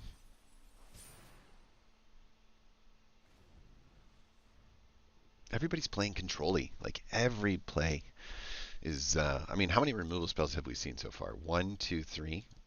Like, that's a lot for the first 5 cards of the game, isn't it? Isn't it like 5 removal spells? It's like 1 too many removal spells? I don't know. Maybe I'm wrong.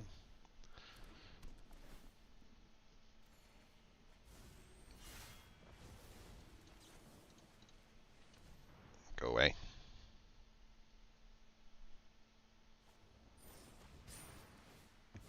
I mean, it just keeps happening. That's 6, right? That's just a lot of removal. I that's just an endless amount of removal that you just happen to draw too, like at the most perfect time. No attacks. And oh, come on, give me a card that actually does something, please. Mm-hmm. You do something.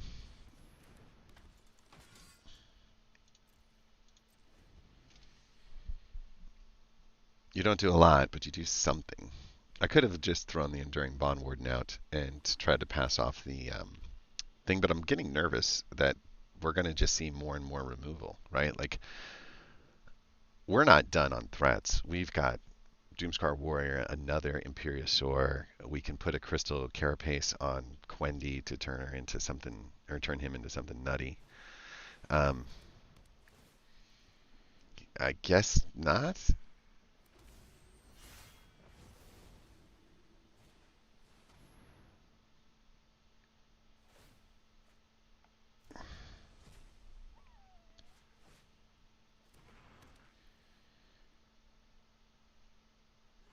Mm-hmm.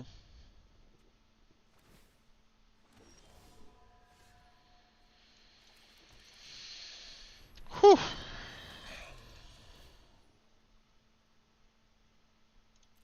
No, I'm just looking to spend my mana at this point.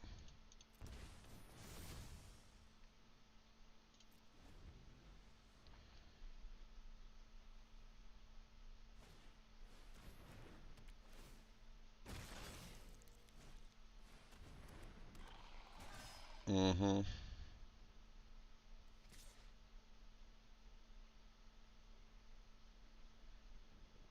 It's a lot of life gain, but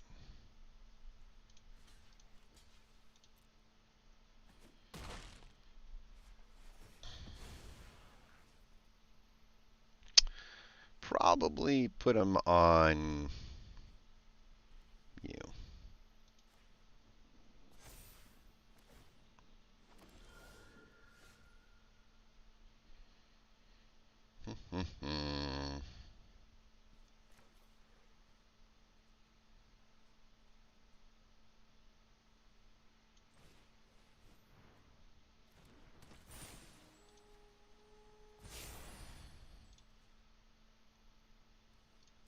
See what he does.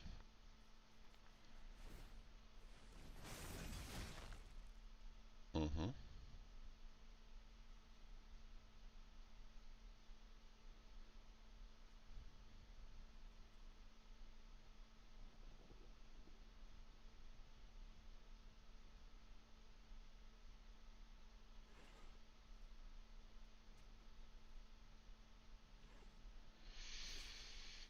Oh, that's good.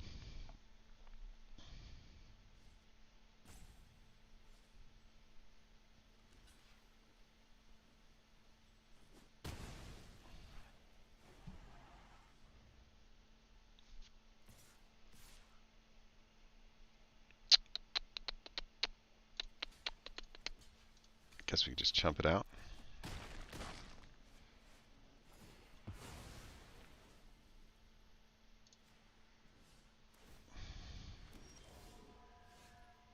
I just can't. I can't outvalue this thing. It's fine. And I don't know what to do.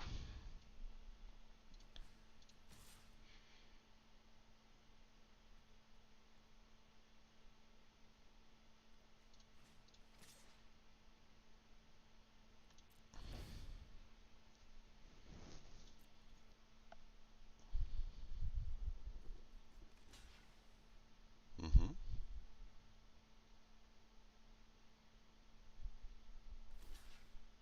Mm-hmm.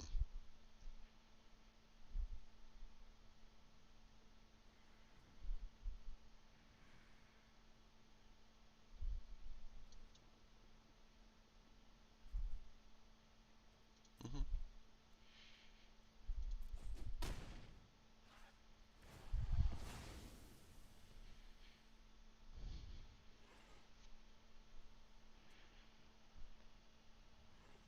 This does take away some threat. It buys me some time, right?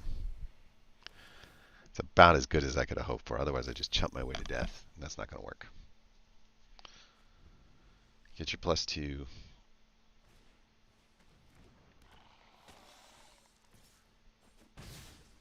Mm-hmm. It's not going to do it.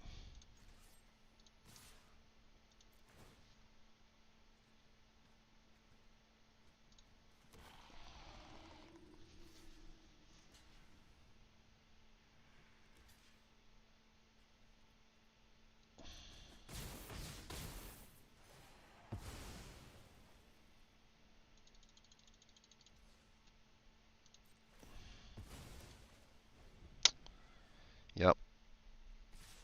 We did what we could. We just couldn't get past 5 removal spells in the first 6 cards. Like, it doesn't matter. It just doesn't matter. You get that much removal in the first 6 cards. And, I mean, look at this. Like, he doesn't have another removal spell. He got them all in the beginning. Like, every single card. That's just crazy.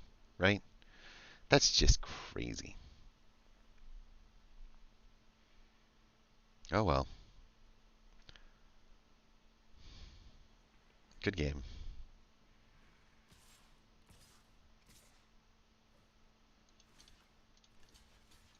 I have to. I just don't have the kind of card that it would help me get off the floor. This isn't it.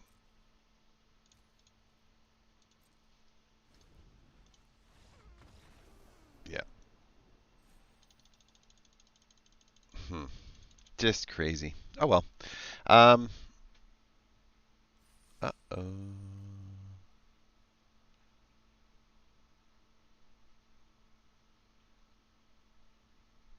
Nice. Claim it. 250. Oh, yay. Not cool. Maybe we get lucky here, though. See, we did get lucky. We got a great card, but it's super anticlimactic because it's like I can't play this card anywhere except in. I don't mind the introduction of these cards into the bonus sheet format. I do mind them being introduced down here into the packs. It's not okay. Giving you cards that you can't play in the current format is not. That's not what you want in a booster pack, right? Like that's not going to help. Oh, good, more of them. I like them, but and look, we got the literally the best mythic card. Now, I always thought that you get these wild cards when you've already got 4 copies, and I don't think I have a single card that has 4 copies. Maybe I'm wrong in the rare spot. It's probably um, this is also an interesting invasion too. Kind of replaces itself as a card, but it comes out so early, and then this is like getting something back out of the graveyard that young, in a game can be really nice if it's something that you need. All right, so if I click Mothers and Machines, I want only things that I have 4 copies of. Okay, and we'll just do rares and mythics.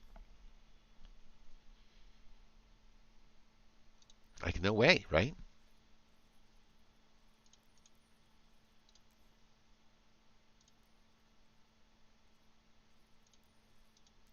Lots of cards that we don't have any of. But like I said, strange, strange, strange, strange. I have a deck in the other account because I have 3 of these Monastery Mentors, and they look cool. And then I picked up the old Jin-Gitaxias, not this new one. So yeah, there's just there's a lot of strength out there in the rare world for cards that I think are super, super important for us to get. And then there are these cards that I have just never seen. Uh, Create a token that's a copy of another target creature you control, so it kiki jikis. It gains haste, and then you sacrifice it. Or create 5 tokens that are copies of another target creature. Whoa. Yeah, this is like the kind of card that I think the Kami would be really fun with, right? Because if you needed a bunch of red mana out of nowhere, that's exactly what this would do. And it would just be an instant go wide. That's awesome. Gorkla. Other creatures you control have trample, and whenever a non-token creature enters the battlefield, you get to put a +1 counter on it, and then it gains haste until the end of the turn. That's cool. It could go with our +1, kind of theming that's happening. And then Vorinclex, yeah, got it right. Is just kind of nuts, mostly because of the third step. 1 mana, this creature fights a target creature don't control. You could just do that. It doesn't tap, so you could just keep going. So you can literally just for every mana you can get a removal because you got to put 7 +1/+1 counters on any number of creatures. So you have something that's at the very least a 7 strength, right? If it's an 0/1 creature and it gets 7+1s, it's now a 7/8. And then for 1 mana, and you have at least 5 because you had to cast Vorinclex. So if for 1 mana you're removing everything on their board, and that's why Vorinclex is a board wipe. It's just a secret board wipe that it takes 2 or 3 turns before you get there. Invasion of Ravnica, I have not figured out how to utilize necessarily, but I definitely have figured out that you can build a deck around Omnath, and you can build a deck around the invasion that's also a multicolor invasion. We actually own one, that's why it's not here. So I'll come back to it. This invasion does. I guess we don't own it, but this invasion does a bunch of things, like a bunch of weird things. I haven't really figured out if it's good yet. Either, because when it does them, there's just so many weird things that it's doing that I have a hard time keeping track. Okay, so we're going to end the stream there. We don't have a definitive answer yet on is the Kami good, But we do know that it's going to take a lot of work to find out where she fits. And just the +1/+1 counter deck that exists inside the format isn't it. It seems like it should be, but it isn't. Not in today's standard. There's just way too many other things that happen that kill us before we get a chance to get to there. 6,000 gems. I do think that I'm not having any fun when I play the games anymore in March of the Machines. So if you're listening, Wizards, which I'm sure you are, this is not fun. I don't like this. Um, but I have a draft token, and we're going to earn a draft token in the Mastery Pass pretty soon here, right? So what else are we going to use it on? We going to sit there and wait for the next series? Like, nah, let's do it. We'll do a draft. Let's see if we can pick up some of these said rares. Unfortunately, I will tell you that I have decided I will draft a usable deck, but I will go for rare drafting and value drafting more than trying to win because I just haven't yet found the solution to like what we just went through with all that crazy removal being built into it. And we got a Galta, which is a great bomb. So we're definitely going to take it. It is hard to cast. It kind of forces you into green-white, so we might not end up in there. There is another Kami over here. Do you see some Phyrexian Knights as one option too? A nice removal spell in green. And then some pretty, I mean, overall, I would say a very strong pack. RAF is pretty good in this thing. You have to have the blue build around, right, in order to control, but there are so many controls in this. Definitely like the Informant, definitely like the Ether Blade, definitely like this Invasion. All of those things are solid, but we're going to do the rare draft and take the bomb, thinking probably not going to end up in these colors because of Galta. If we can get there, great, but we're not rushing towards it. Streetwise Negotiator plays way better than you think. Um,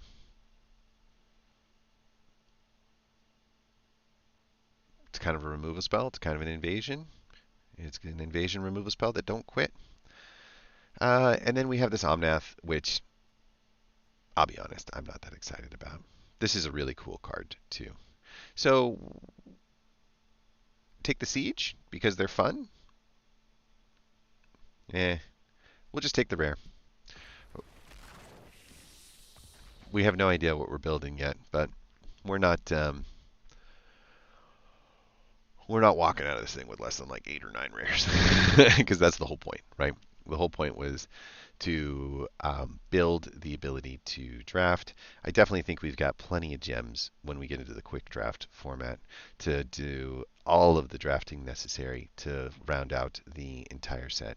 And if I don't recall, I think the quick draft format starts sooner than later on this one, so I'll be fine. Uh, Red isn't bad at all. It's just not something that I get pulled towards.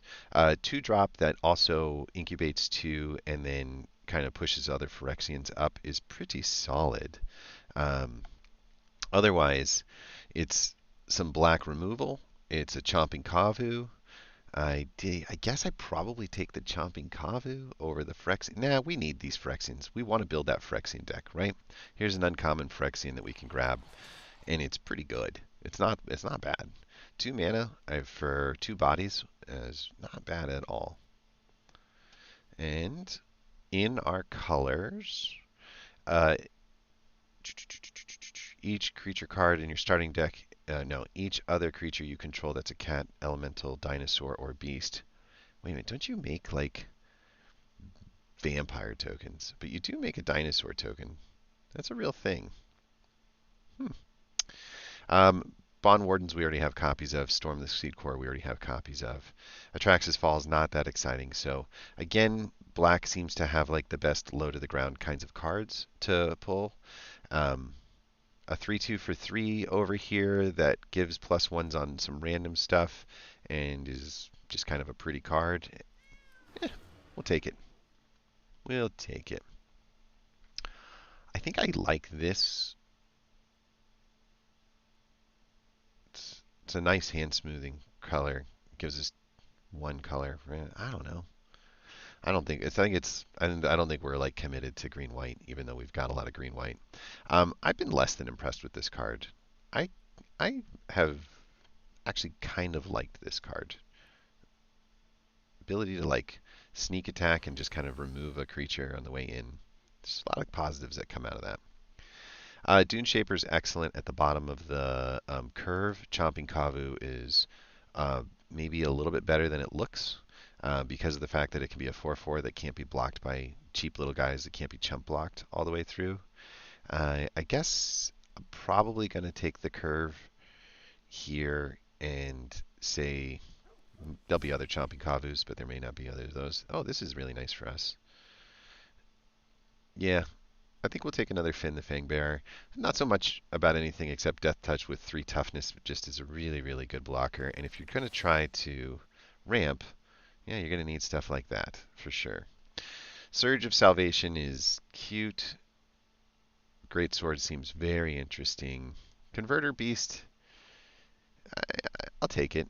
Again, it's another one of these, like, gives you a chump blocker, puts a 5/5 out for later. That's not a bad return for 6 mana across 2 turns. 4 mana on the first turn to get the chump block, and then 2 mana on the next one when you're ready to attack. That's pretty good.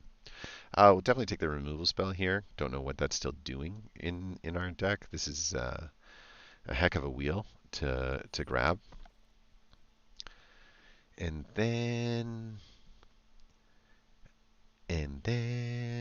take the 2-drop. That means nothing.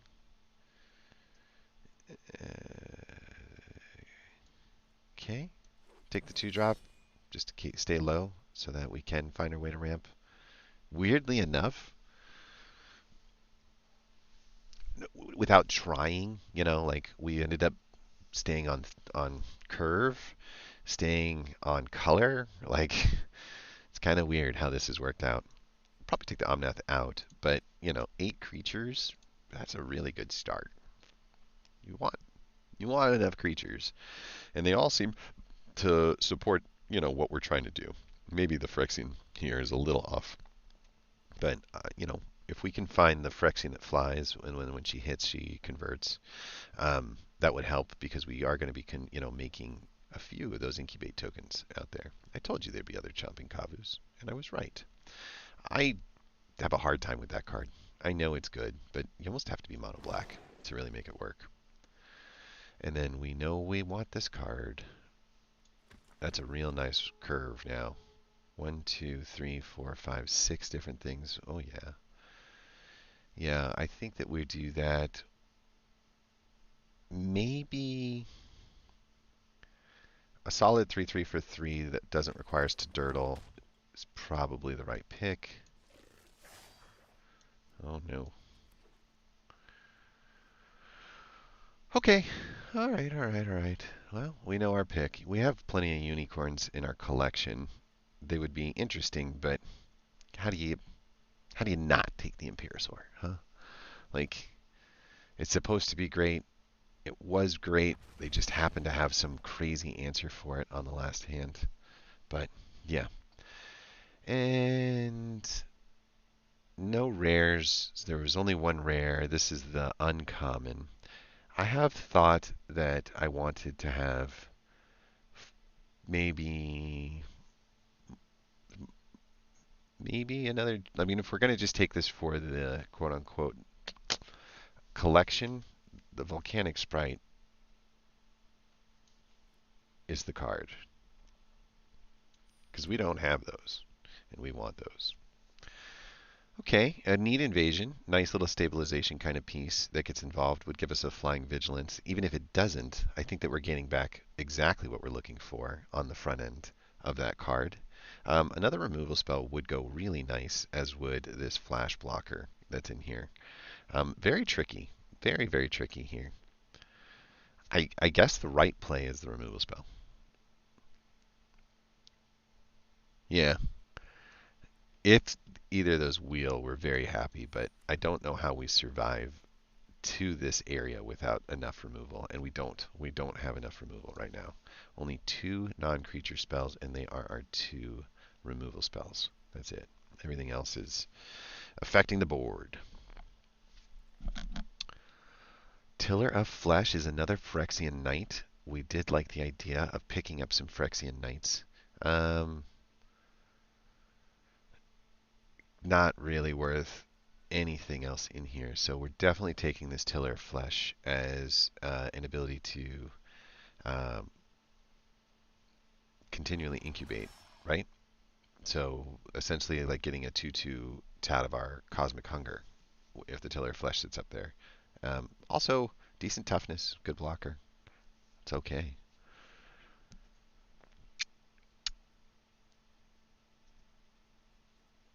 This invasion looks kind of cool.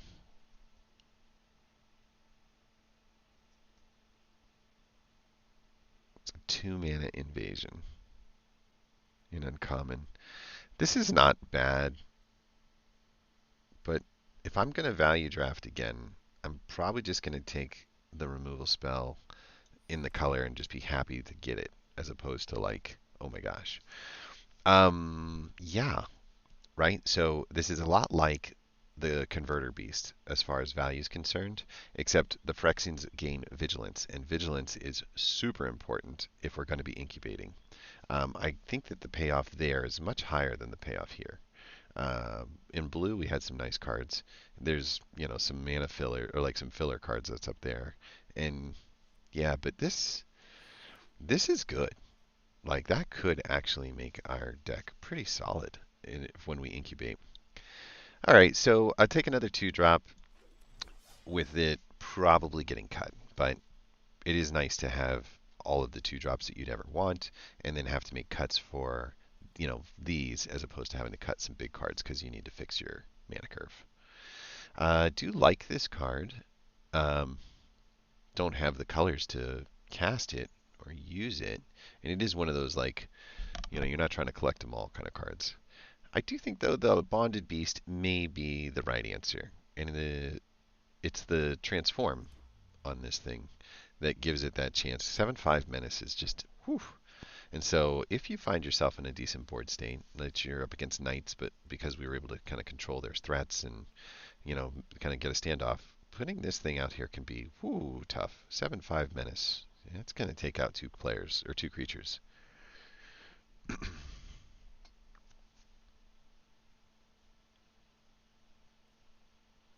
So we want some more removal. Not likely to pick it up back here.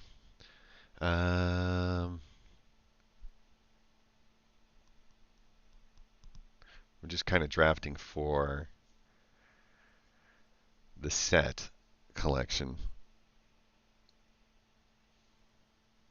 So we're going to fill out, since we don't draft red that much, we're going to fill out our collection in red for the little burn spells that are kind of unique in the set.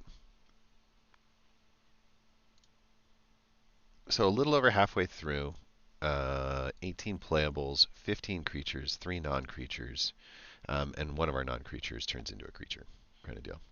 Another unfortunate pack for us as far as color is concerned. I guess I'll take this as the highest value card that I could see myself wanting in that Phyrexian deck that we were looking to build.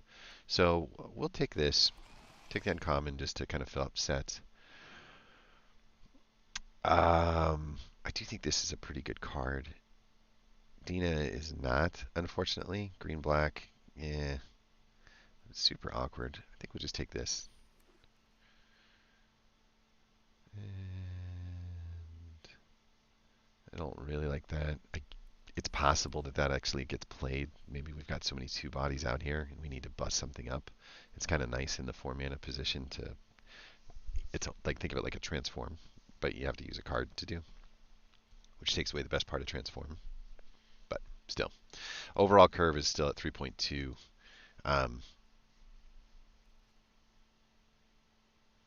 I'm just taking the invasion, right?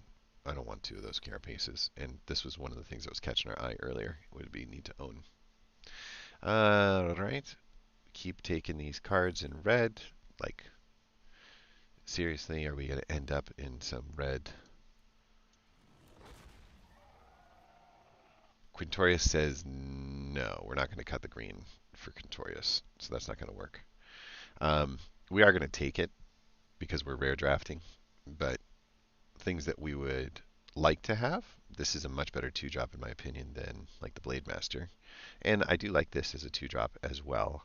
Because there's 2 of them that are out here, I'm not jumping like, oh my god, I got to get it. I'm just going to take the rare.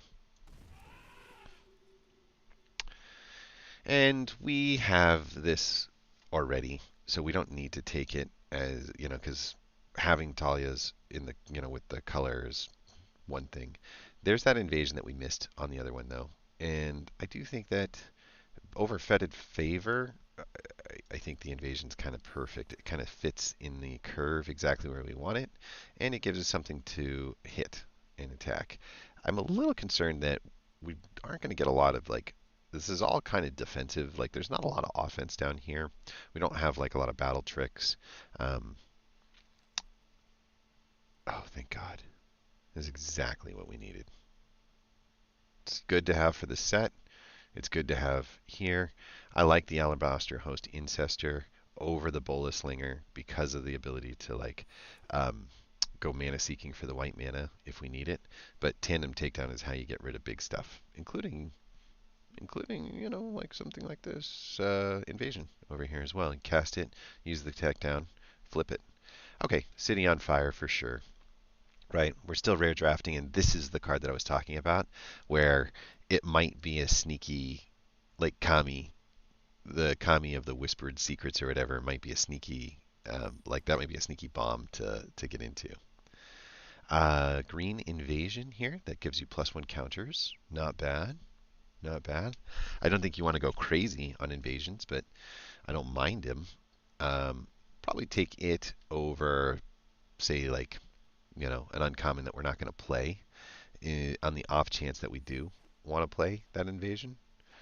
Our current curve is close to ideal. I'd like to have seen maybe 1 or 2 other creatures that I really wanted to play in the like 3-drop slot. I haven't seen, we've got the Moloch and we got the Historian, and then we've got this guy who's a 3/2, not bad, but it could hand out a +1 if it's out there. It may end up getting cut. I just like how flexible it is to cast though too. So maybe not, maybe so. Squee the Immortal. That is the rare. I'm not a big fan of it.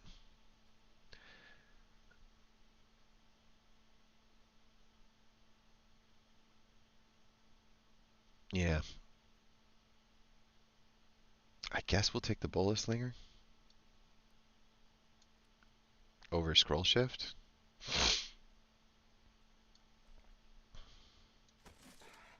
Yeah, I mean it's close as I could get to creating a creature in the middle of our curve.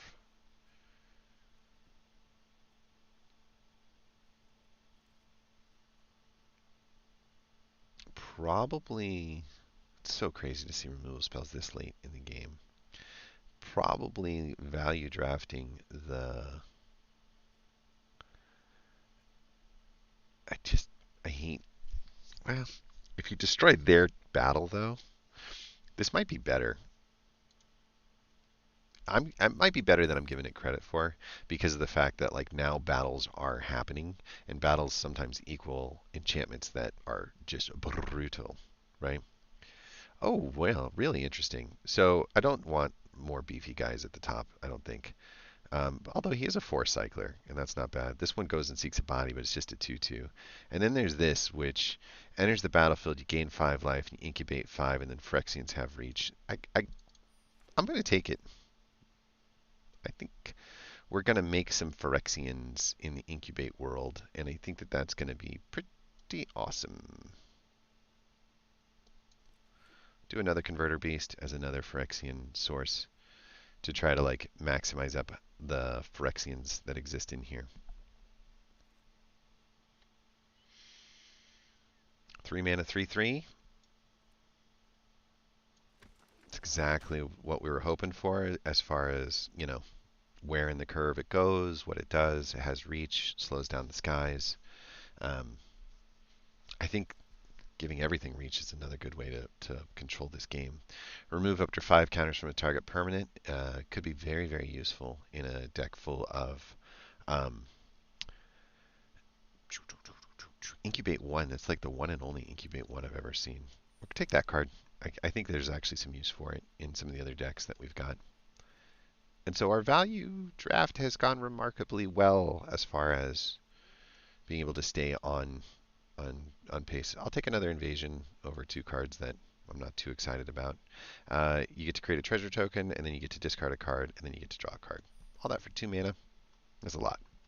Definitely taking more of these barbs, more of these shatter the source. We are red burn over here on the side. Wow.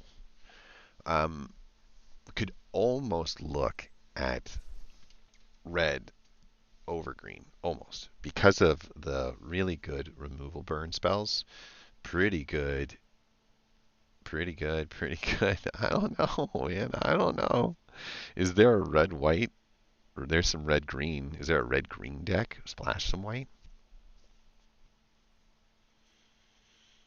Hmm. This is great. This is good. Good. Great. Good. I think good. Okay, so you have vigilance, and at the beginning of your end step, you get to exile a target non-creature, non-land from your graveyard. So you get rid of something, and then it makes a 3/2 spirit token. So you're kind of cleaning your own graveyard out for a spirit token. And then for 3 more mana, you can sacrifice a spirit, which one of your tokens. Choose a target card exiled with Quintorius, and then cast that card without paying its mana cost. And if that spell is put into the graveyard, it goes into its library instead. So it's like a 3/2 that might bring back something huge and super scary later on. Like, that is an interesting, um, that is an interesting card to say the least. That's all I'm going to leave it at that. Before we start worrying about other cards that are up here, where we really stayed on brand for all of the stuff that we pulled, and it just happened to be that those were the most valuable cards for our set, and they were the most valuable cards that were given to us as far as choices are concerned. So maybe it should be a sign that red is, I won't call it dead, but yeah, maybe red's not going to work. Imagine you top deck Tangled Sky, and you have 5 mana. Are you happy? I don't know.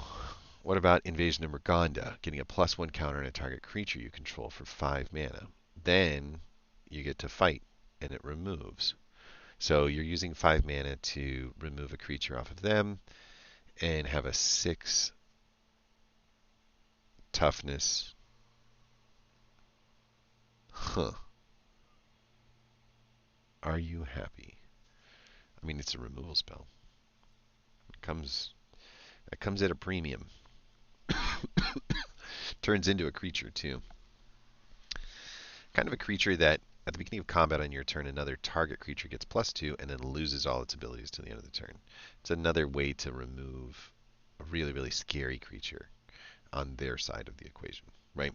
You take away that ability, whatever that ability is, that's going to get you. This is good. Maybe not good on the fall.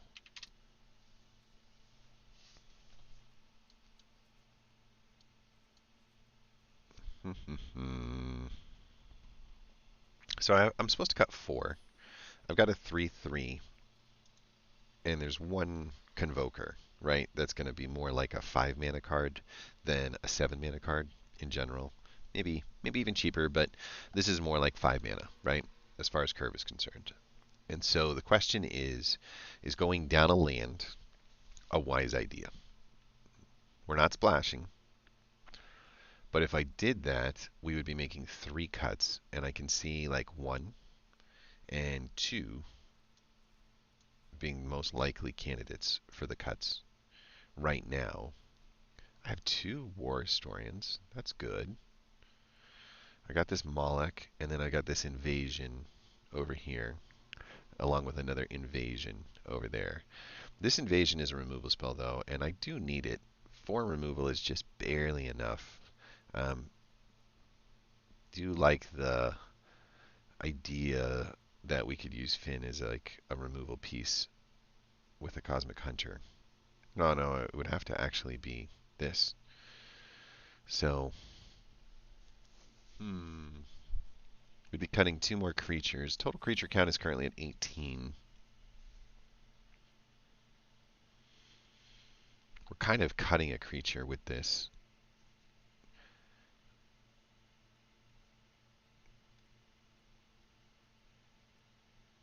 I do think stabilizing life twice, though, in our deck, once at 3 mana and once at 5 mana, are both pretty solid, right?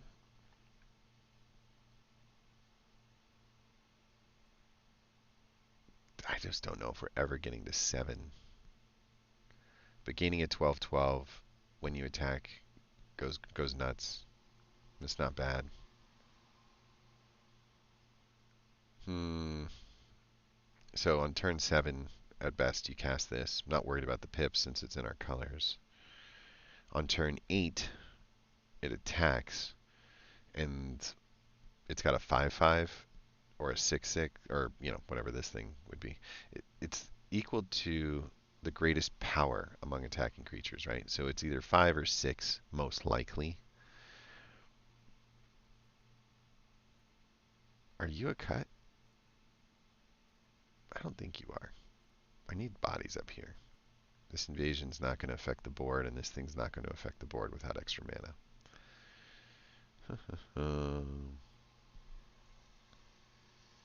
These 5/5 incubate tokens are going to be nice, though.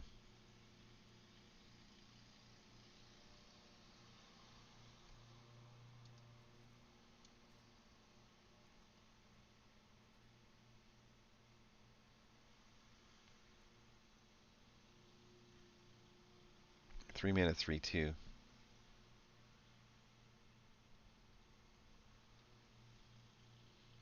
1,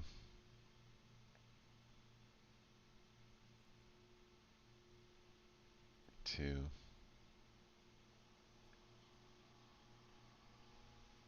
I mean, he is a beast, but he's an 0/1 beast, right? So he'd become a 1/2 beast. Guess that's better than not having a beast. Would you flip into an angel? You're a monk. You're an elf. Are you a beast? No. You're a knight. You're a warrior that turns into another dog warrior. You're a scout. And you don't turn into anything. But you are a cat.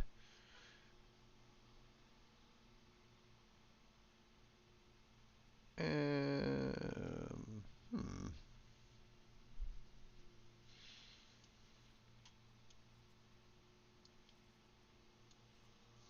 Hmm.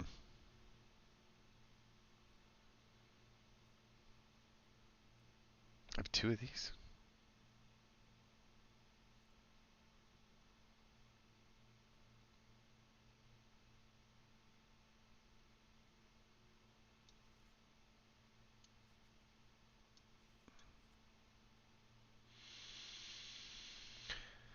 Okay, Kavu. You might not fit the bill.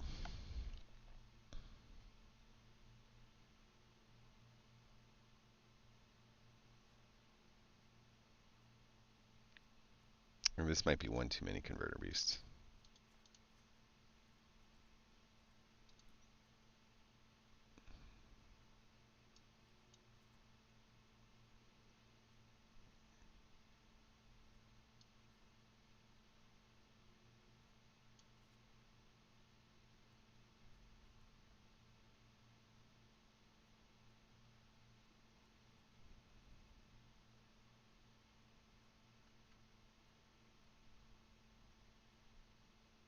Okay. I do want to test out this deck before I take it in. Um, I certainly like the creature count in the deck. 16 creatures with 1, 2 invasions that also turn into creatures, as well as converter beasts that kind of create that extra body, and Tiller of Flesh that can also spew out extra bodies whenever we cast a spell that targets one or more permanents, right? So all of our removal spells do that. So 1, 2, 3, and then this is 4. So they will all do that. And then anytime this guy comes back around, oh, maybe not actually, huh? He's got to target that. Yeah, yeah, yeah. Probably just that.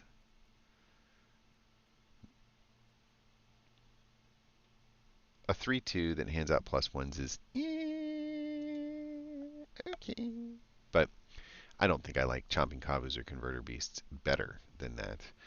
The Crystal Carapace is a possible battle, not a battle trick, but it's just a possible boost that we could put onto something like the Bonded Herd Beast in order to give it the, deal. But by the time we get to that part of the game, the ward is a much less big of a factor.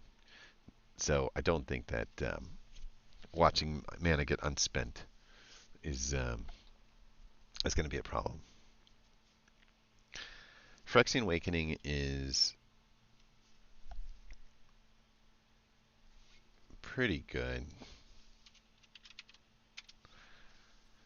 These are our cards that are Phyrexians or turn into Phyrexians, along with all of our Incubate tokens.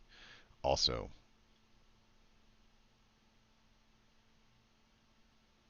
yeah, yeah, I think we have enough Incubators that,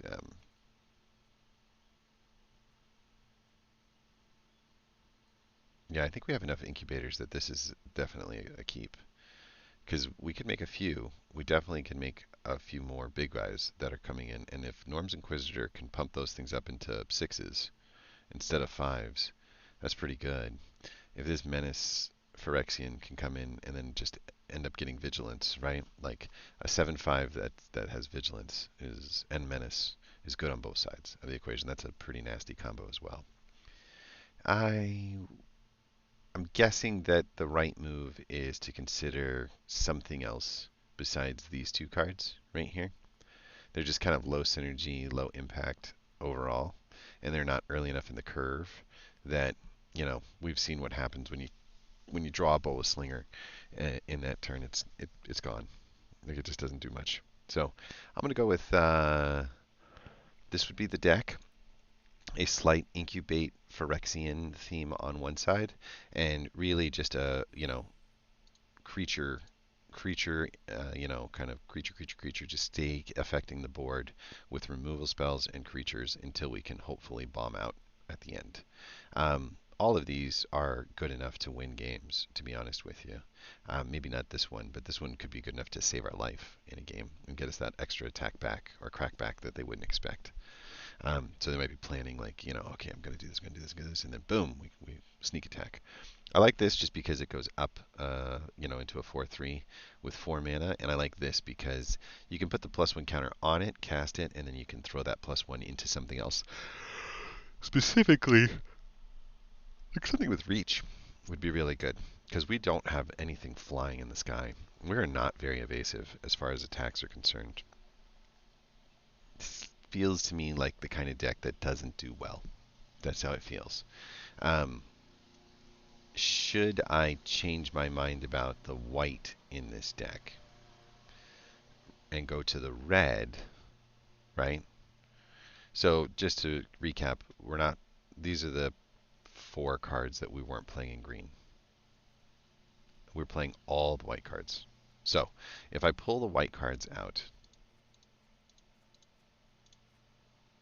okay, and then I start looking at like putting in our red bombs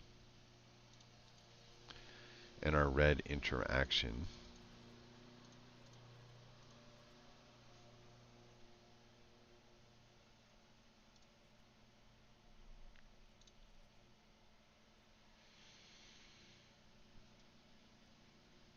And splash white.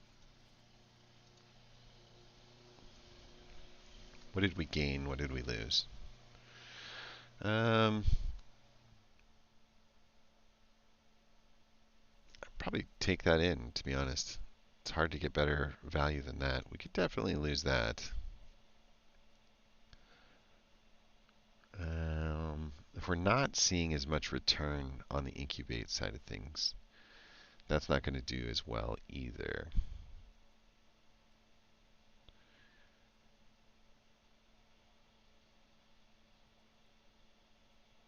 We definitely lost a lot of bodies down here. We lost the 2, and then we lost those. So I'm only looking at 2 bodies here, which is a great, excellent value for 2 mana. So we keep that. 1, 2, 3. So a total of 5 bodies, but really only 4, like 3 spells in the bottom. So we have a real big problem in the front end of it. So having the defender here is not bad at all. And I'd love to have something that gives out +1 counters on that. Really turn it into something good. Don't think.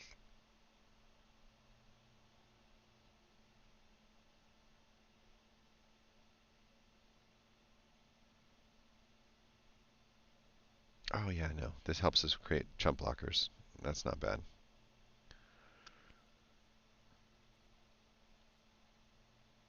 I do like this as a removal spell. That's probably going to play out down here a little bit more.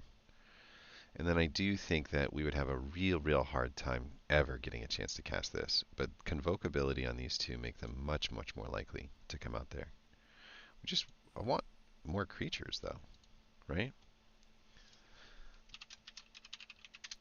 What could we do better with on creatures? We have tons of burn now, which is nice. I guess if we have tons of burn, this isn't going to do us much good. This is kind of like a creature card.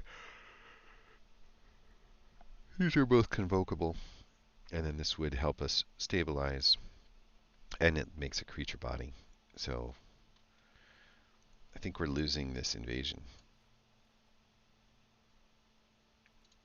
Curve is at 3.6, but that's a little bit misleading with so many things being convocable, right?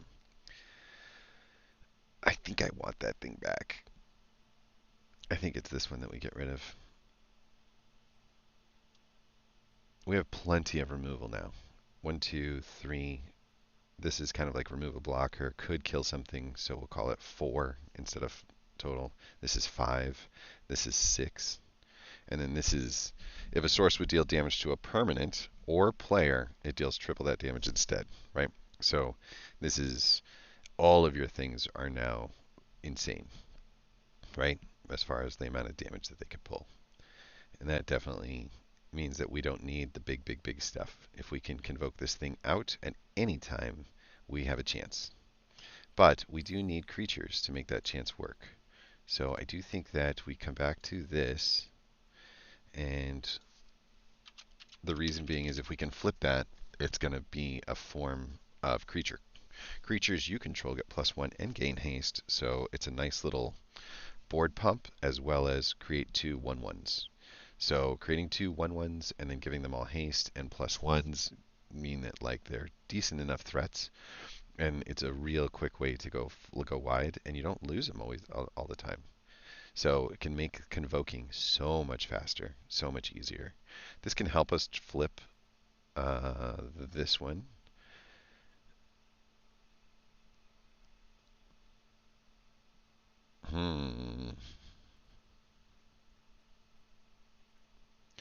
So I feel like I need to keep everything down here except this.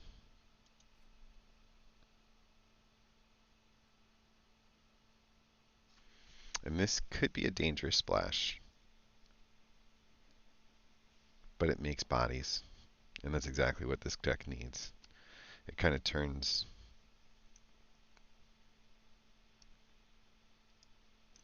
Yeah, yeah.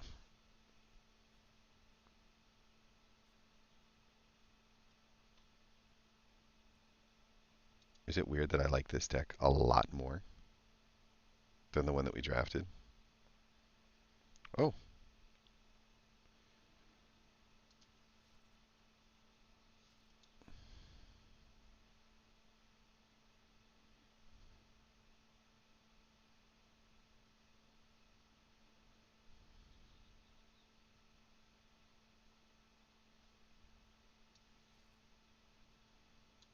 It ramps. It fixes mana. It turns into a 3/4 body. It is expensive, um, but being able to clean a card when you cast it and getting a treasure token back out of it makes it practically air as far as like cost. Yeah. I think this is, yeah, these are maybe the no.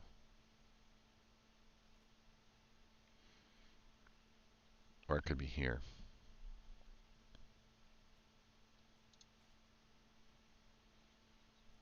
Oof. I think it I think it should have been this.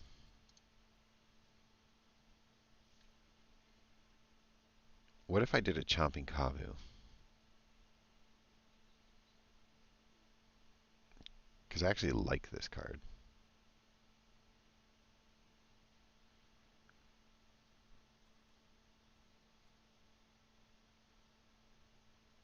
There's a lot of value in this though too. We don't have any Phyrexians.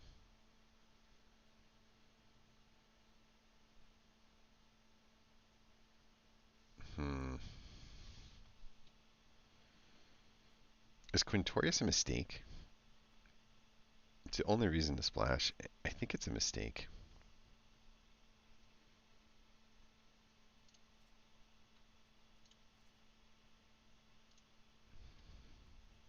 This is going to sound crazy.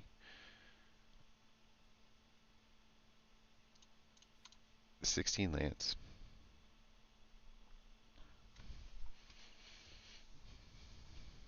Hmm. I was I was watching red go by and thinking,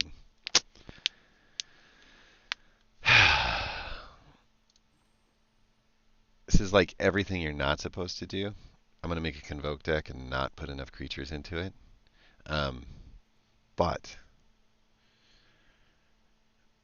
and we're not too bad here because of the fact that like we've got one, two, three different of our creatures are can become creatures kind of deal. And I do like the removal coming out of our ears on this deck. We saw that kick our butt before. Maybe we live without the Searing Barb because it's just giving us an Incubate 1, but that's not a bad.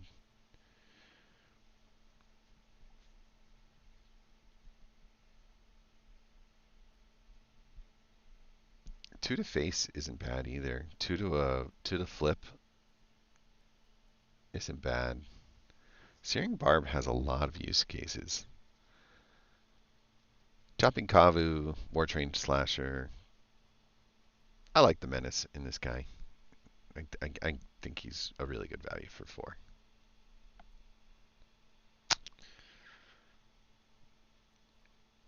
I just have I have a picture in my mind, right, that says Shatter the Source still just crushes a battle if you need it to. It crushes, and maybe there isn't a battle that's worth crushing to a certain extent. Maybe we should consider that. Does it go to face? No, just creature, planeswalker, or battle. Or it gets rid of an artifact. So the only thing it doesn't do is get rid of an enchantment.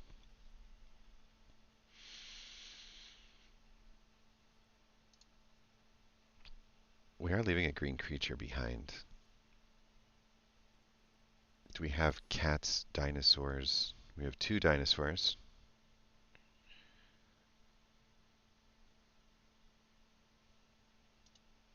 And Quintorius made spirits. And you make elementals. And I don't think that's in here, right? It is in here.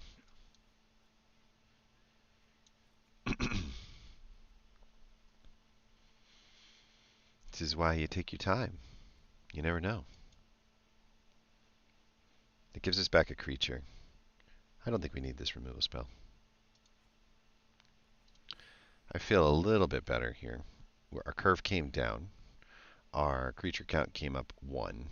It is very scary low, but all of our creatures are castable at very, very low lines as well, and they become mana ramps that get us to Imperiosaurs, Cities on Fires, and much, much faster. And so it's essentially get the bodies out, destroy their stuff that attacks, and then convoke your way up into a City on Fire. Right? If you have to take a little bit of damage and you can throw this out, even better, because then when you flip this 5/5, if a City on Fire is out there, it's now hitting for 15. And that's just pretty cool stuff. If they've got some jump blockers, Kavu can kind of help get that over the line, so the chomping or the jump blocking stops. Between tandem takedowns, cosmic hunters, volcanic spites, two searing barbs. Like I still come back to this and say, is two searing barbs the right answer?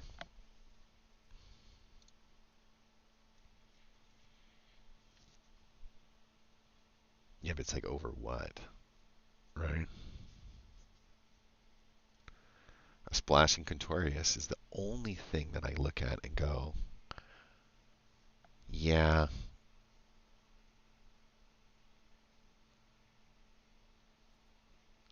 you're an unconvocable thing that happens on turn 5.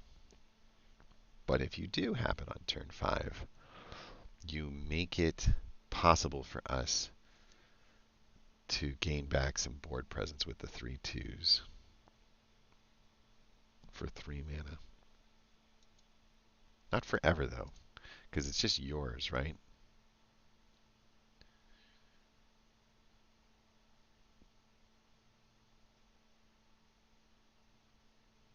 Yeah, it's just your graveyard.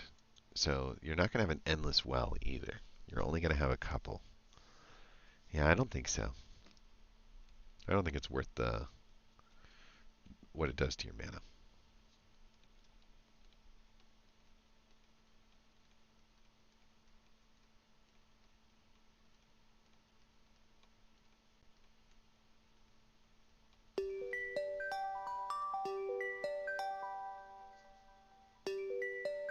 Hmm.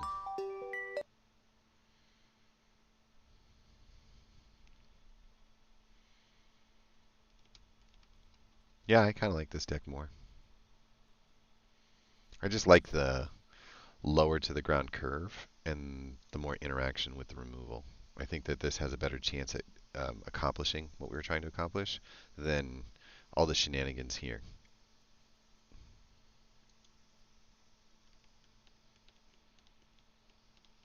Yep. I'm going to test that sucker out, and then we'll play the games in the afternoon. Um,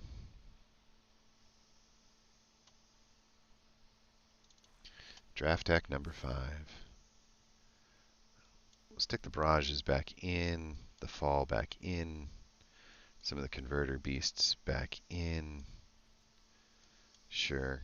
We're just testing these cards to see how they work. We can put a Contorius in there, it's fine.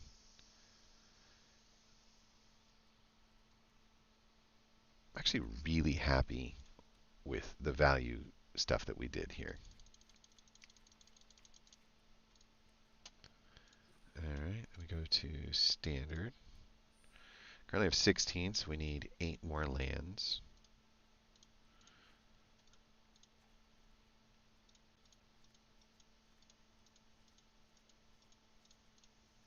Right, that's 24 lands, so we need 6 more cards to add. Do we have copies of, like, Raj, maybe? Would be good. I think...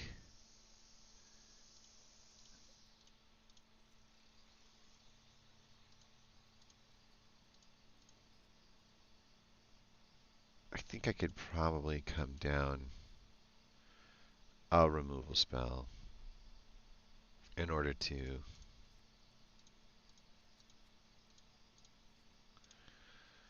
give us a better feel, right, on how the deck itself is actually going to function. I could live without that. We're not playing with that. I don't think it's got a chance to make the deck, even if it does. And that should keep us kind of in a similar line. right? We'll just do that.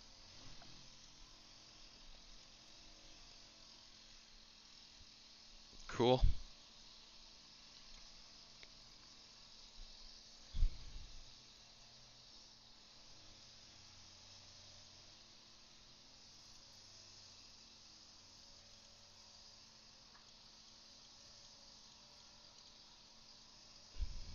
Cool.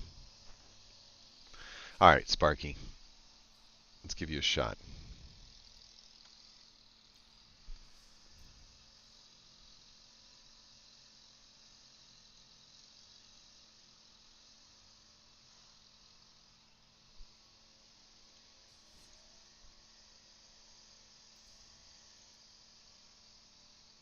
Playing against the bots.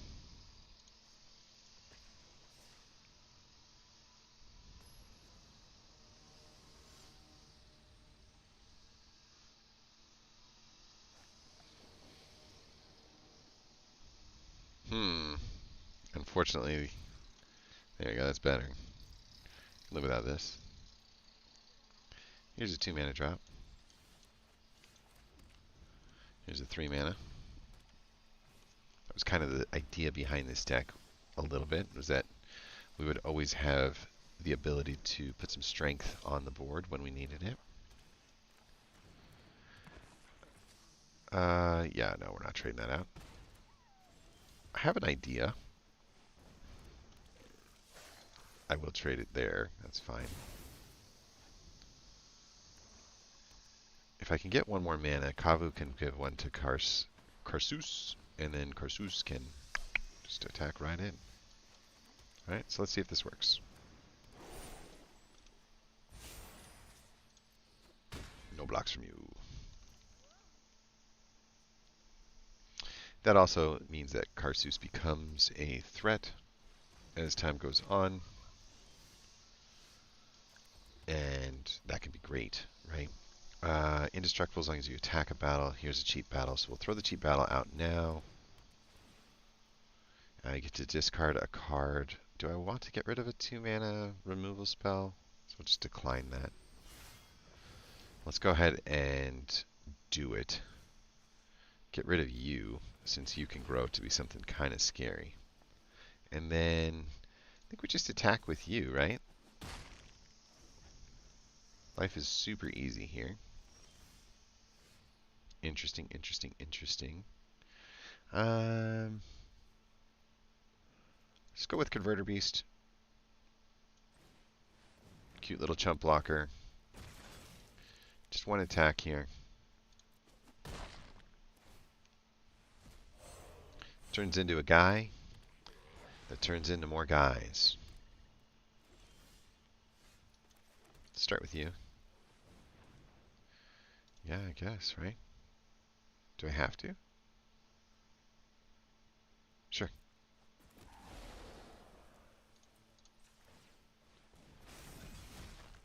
Wow.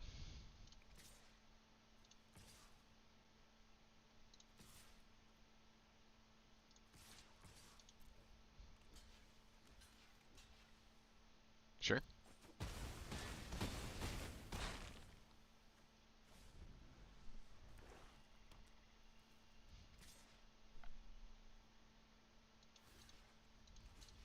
That's all you're here for.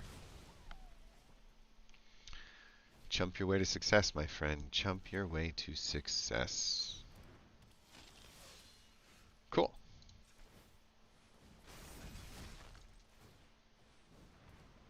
Yeah. What happens if I don't? Oh, I have to, huh?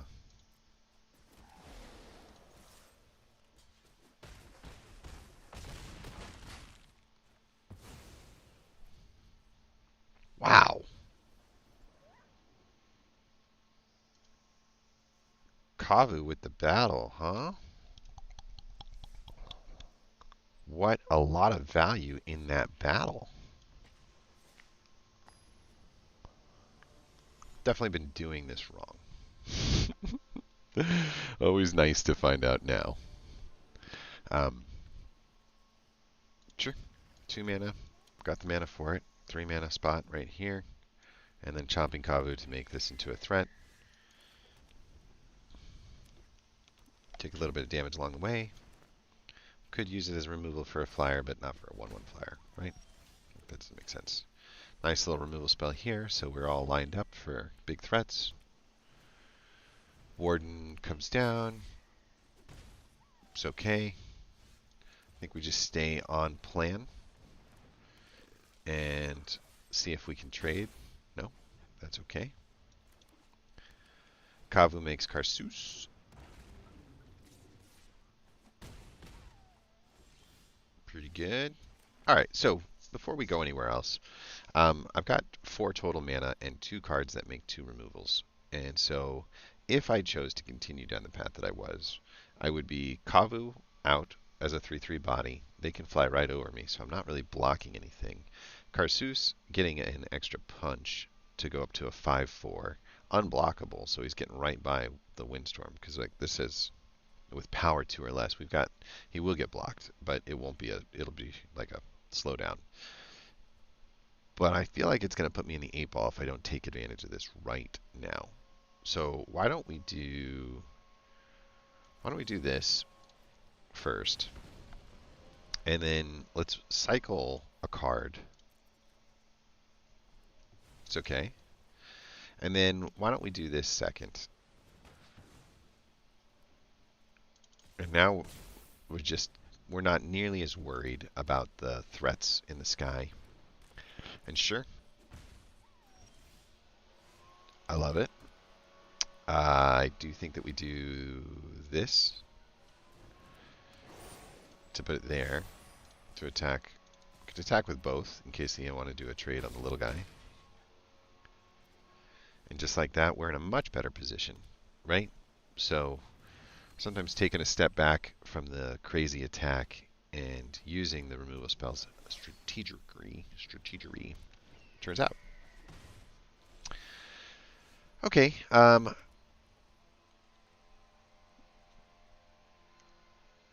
It's another example of like, go for the offense, go for the defense. If I take the defensive move and I get rid of the big whirling turtle, I've got 4 damage coming in my head, but he only has 1 thing to block with, and it's not that effective of a block. So I like this because it's going to put us on a 2-turn clock, and he's still looking at like a 4-turn clock.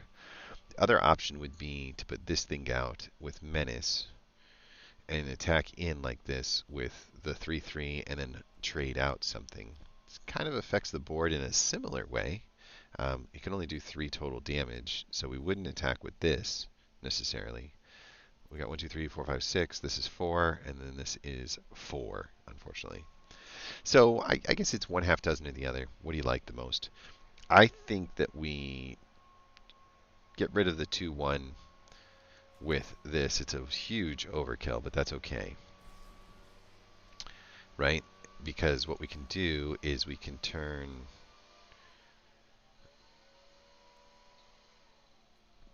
guaranteed to get home, or yeah, no, do you? And then we'll just take out the flyer. Okay? And what that does is make all of these attacks good attacks. Take out the other flyer, right? Yeah. That's super good. Because the damage is just off the charts there, right? We did 8 damage to him.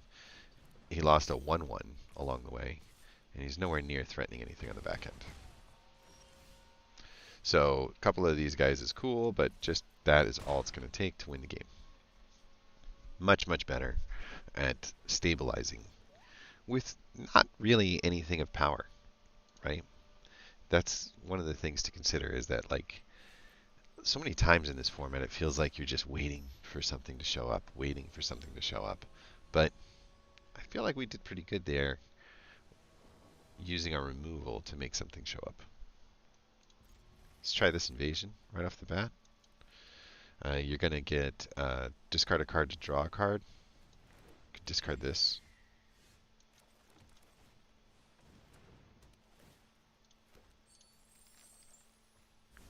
It's not bad.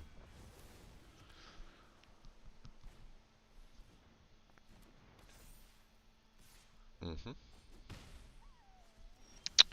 Probably going to remove this. Sure. Kind of want to keep that. I'm going to decline. We're at 4 mana. This is 5. This is 6. So even without convocable sources, we can get rid of our deal. We end up with another one of these.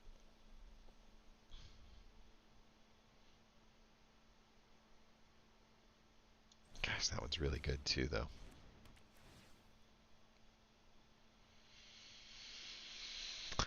I want to keep this.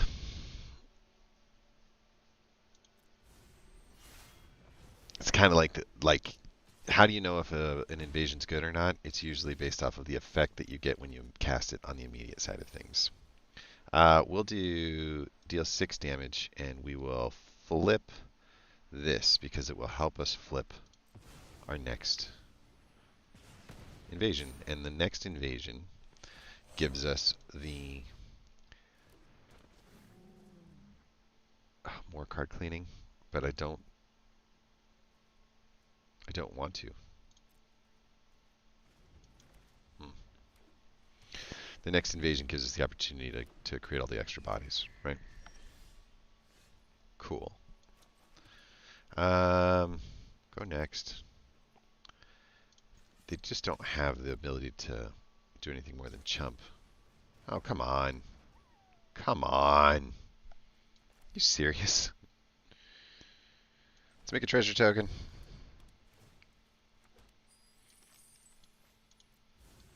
Let's throw this guy out. Doing a lot of work here. No blocks. For nothing.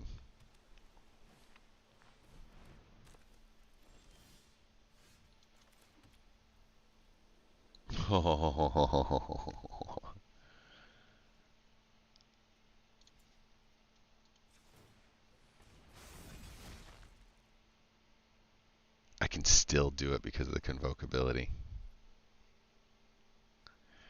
I think I just want to do this attack and get those bodies going.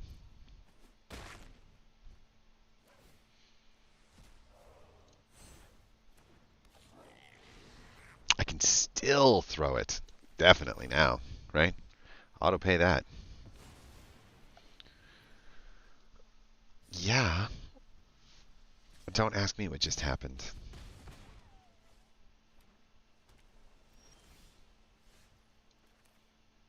Yeah, this would be fun. Sure. We're going to use our removal spell here. I think that's game. Yeah. I know it's a bot. I'm not like super excited. But for being kind of frustrated with how the draws went and then suddenly flipping this, what a card, dude. Just what a card.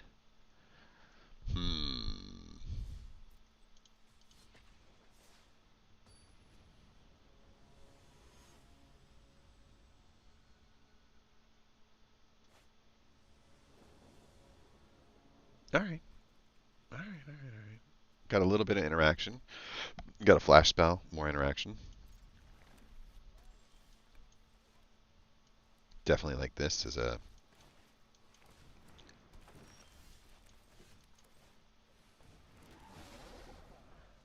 white or blue. Well, we're in mono green. Um, hmm.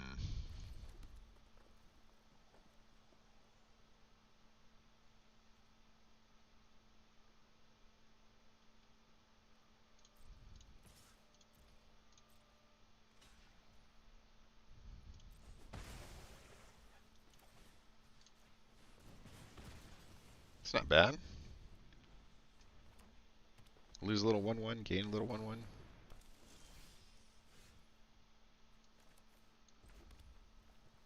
Hmm.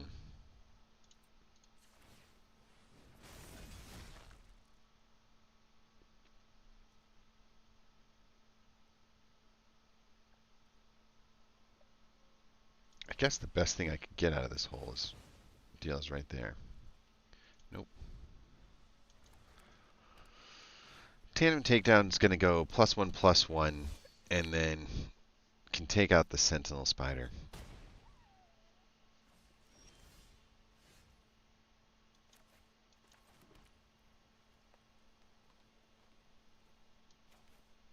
Yes, sir.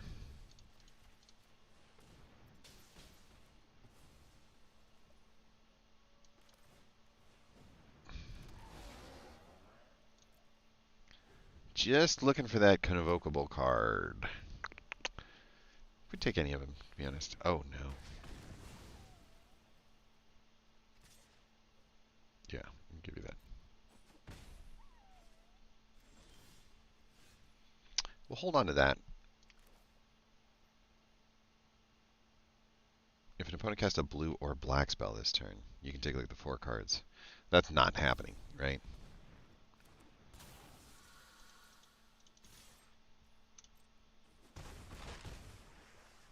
Man, you're only 2 mana. Volcanic Spite. So good. No. And catch right back up on the next turn. Give me an invasion. Give me a battle. Okay. Might as well use it now. Sure.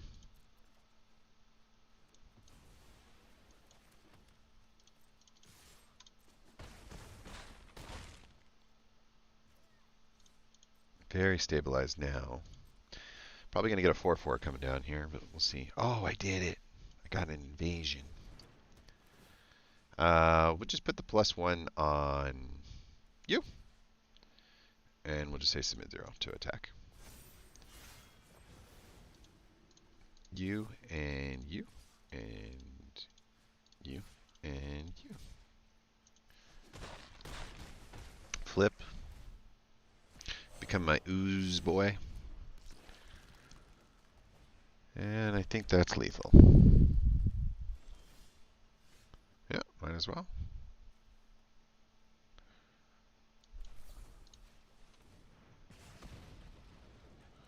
Sure. Yeah. I like it. Did I ever... Oh, I should have done it here. Yeah. Yeah, either way. If I... The removal makes it feel very much like the game is in control. And the ability to cast everything on time, like through game, turn 2, turn 3, turn 4, is probably going to win us a game or two. I definitely feel like red is probably maybe the least valued. Ouch.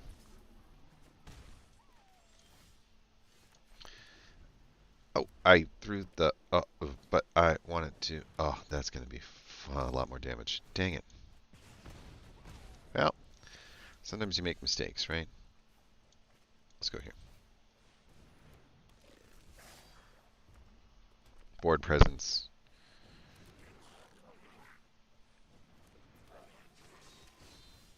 My man has board presence. That's all I'm going to say. I do think we do this and get rid of that. There's nothing that's going to do more damage to us than that thing right there. Oh, God. Well, at least we minimized how much this is going to hurt.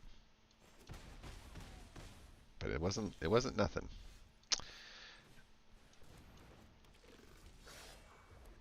You got another fireball you want to throw at my face? Hey!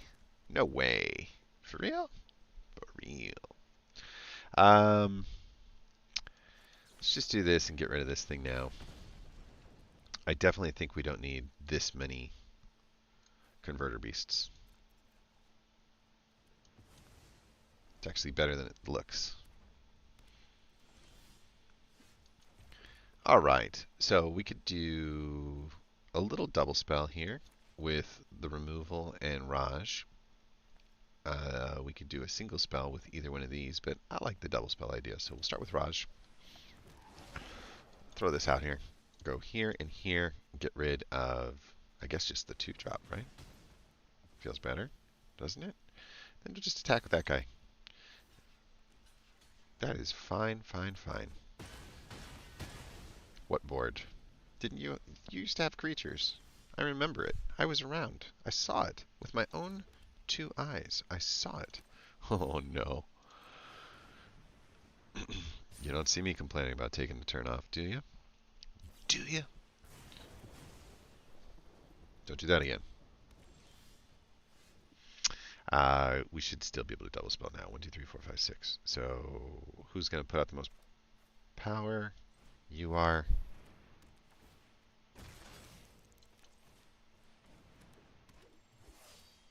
Watch this. Hit for 3. You say, wait. Hit for what? Hit for lethal is what I said.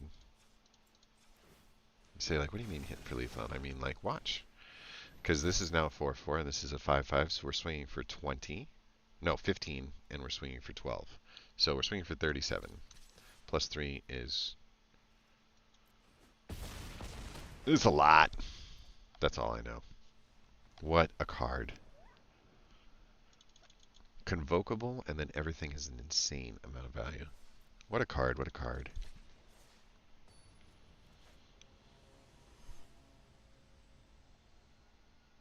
I like this idea of drafting 3 colors with highest value, and then just picking 2, whichever 2 have the best bet. I kind of think that that's maybe the better way to go. Some removal, some removal, some removal, and a Quintorius. 1 more mana would be nice. And in lieu of that, take that. Sure. I would love to make this trade.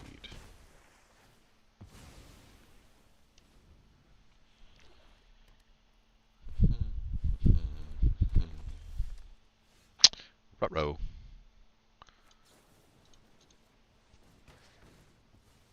No reason to let the mana expire, even though we've missed 3 land drops so far.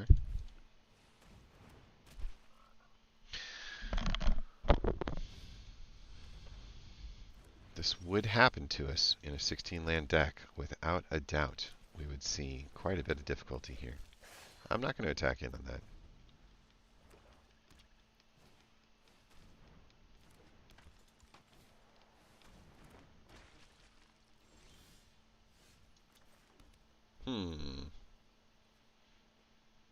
Probably just do this. Take that out. Did you say black or blue, or it's white or blue? That's what I thought. I was like, what? I could convoke out another spell here. Do 6. Auto pay. Take 2 damage, but fix the board state a lot.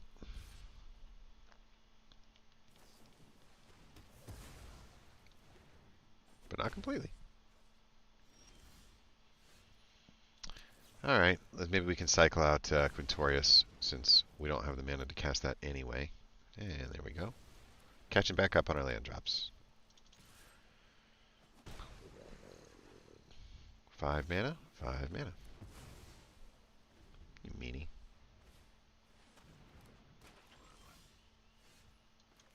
No reason to just put another defender to stare at him. It does cost 5 mana with red to flip.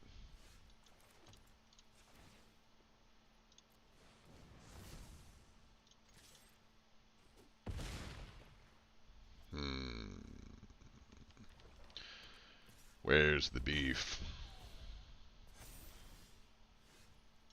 Get out of here.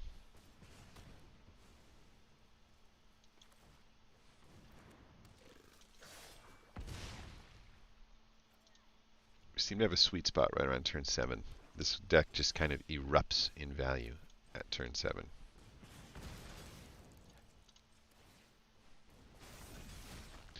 Spend as much mana as you can. Yeah, it's like, could have done that sooner if we didn't miss the land drops. Although we didn't take a turn off completely, so maybe we don't do it sooner. I've also noticed that as good as The depth guard is, I don't know, I'm keeping it. I like the defensive strategy that just goes off at the end. Well, this will be fun. We're just going to try this. 2-drop, 3-drop, Imperiosaur. Desperately want to make sure that we have at least one green in the deck.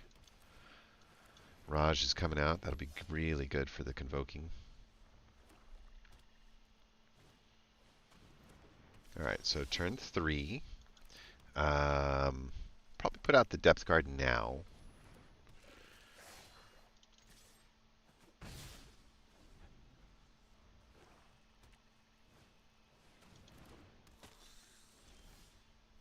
We're just not quite there. I do want the 2 green out for the double green pip. And then as far as 5 is concerned, we're just 1 shy. This is what it looks like. So I do think that we take the War Historian out, since we're only 1 shy, as a good way to stop our Scrap Gorger friend up there. And we'll just say no on the attacks. It would be an interesting 2-for-1 trade, but it would still leave us 1 shy again. And we're trying to do something fun. Okay, so the question that you have to ask yourself is, why not use these and convoke out this? And I guess the answer is, are they convocable?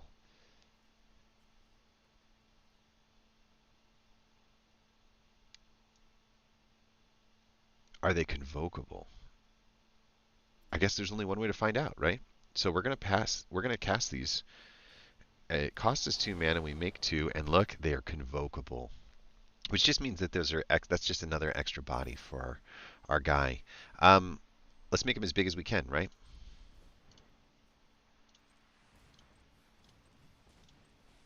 Ha! Would you like a 16/16?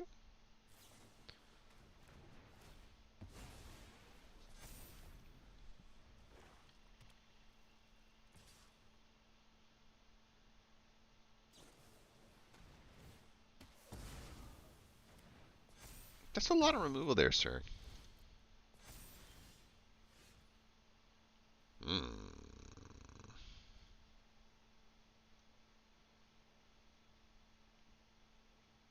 Yeah, I think I'd probably just attack with both.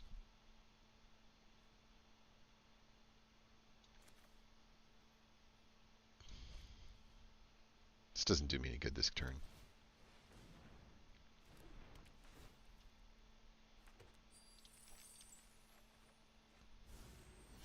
This does. What would you rather have? I don't think we actually finish a turn earlier. That's fine. I don't think we finish a turn earlier by not flipping the battle. Yeah.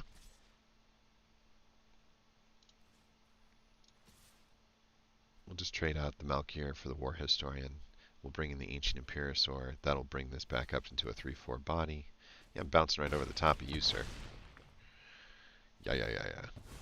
That gets rid of their board. That gets us in a much, much better spot. Oh, you have to discard. You just taking out my little convokers, huh? But we didn't have lethal on the last one.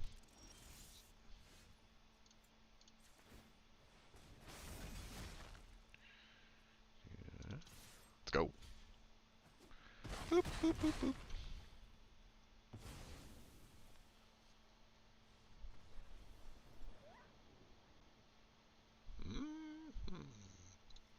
That was much quicker.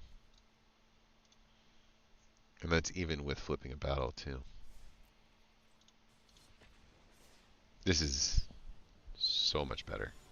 So, just to recap, green-white is poop, but red is very nice. It's not the hand we'd want. This is definitely a bad hand, because we like to get bodies out there early, and then we like to convoke. This thing doesn't do much of either. Although, hey, hold on, slow down.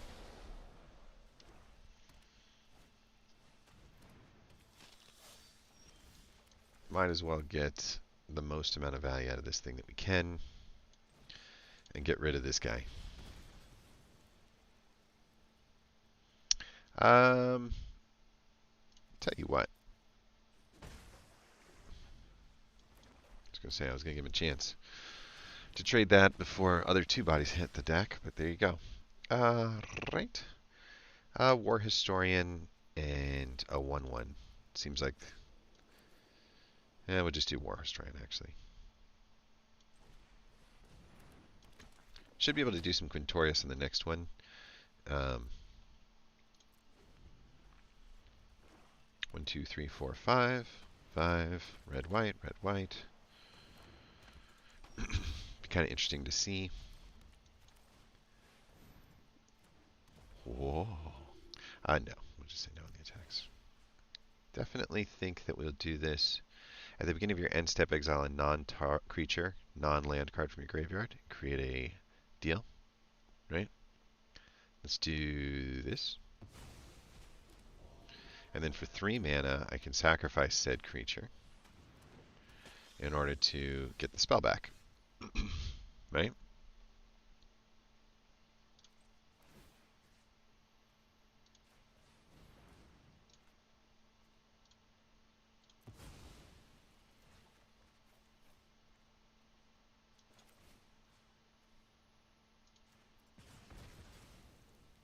Nice.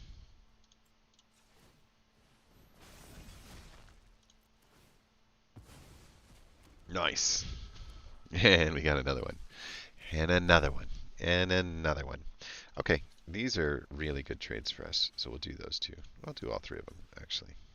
And we can do the 2-drop here. I'll tell you what, though. Do this, just in case.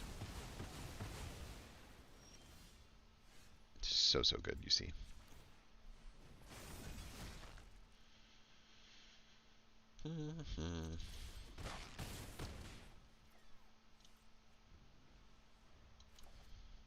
Dude.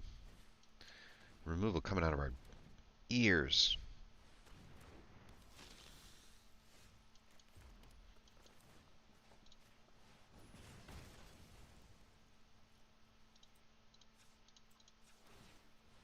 We could Raj for sure.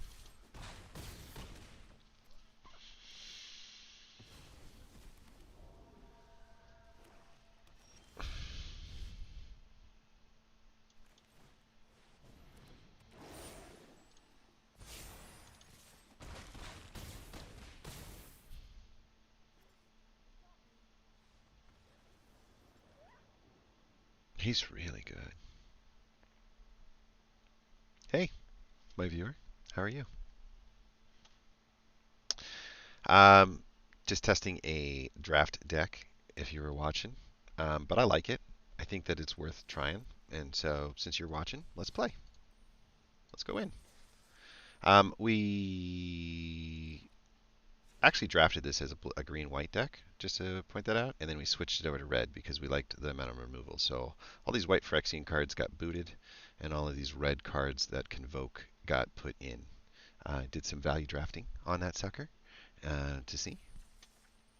So let's see how this plays out. It's a more traditional, after Phyrexia all will be one, right? Traditional curve, where you need a lot of 2-drops, you need a lot of 3-drops. Unfortunately, though, it doesn't have as much on the,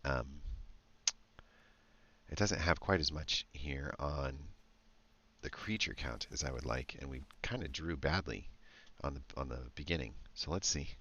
This could blow back in our face a little. Wouldn't mind drafting, or wouldn't mind drawing something like a Finn, Raj, even the invasion to cycle through cards, any of these 2-drops. So 2, 3, 4, 5, 6. 6 good draws.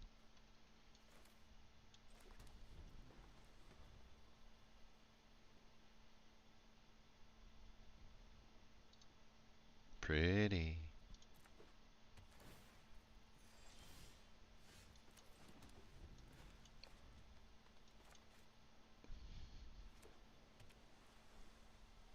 See if a 2-drop hits. It does not.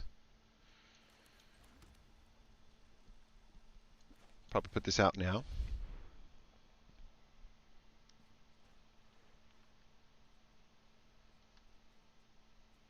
Running counter magic, huh?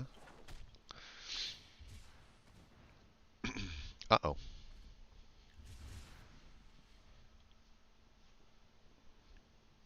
I mean, I guess that makes sense. It might not be counter magic. But he's got blue, green, and black. So I think I know what we're running, and it's kind of scary. It's that 5 mana, every color Omnirath.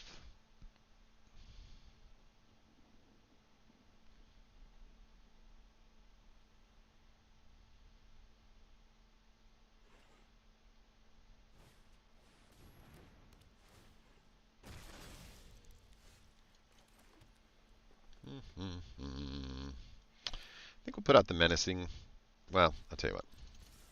We'll get our attack in first, and then we'll put out the menacer. There's too many cool things that these cards do as far as interaction is concerned that just make it very difficult for me to say, like, yeah, let's go after that. If he ends up putting a 2/2 up to be a chump blocker on the next turn, we can just chomping Kavu and get both of these attacks in past the menace side of things, and that will definitely wake him up a little. If he chooses to put a big body out, we can use Tandem Takedown. We should have enough on there. And if he chooses to use a removal spell on our War Train Slasher, I think we're fine with that too.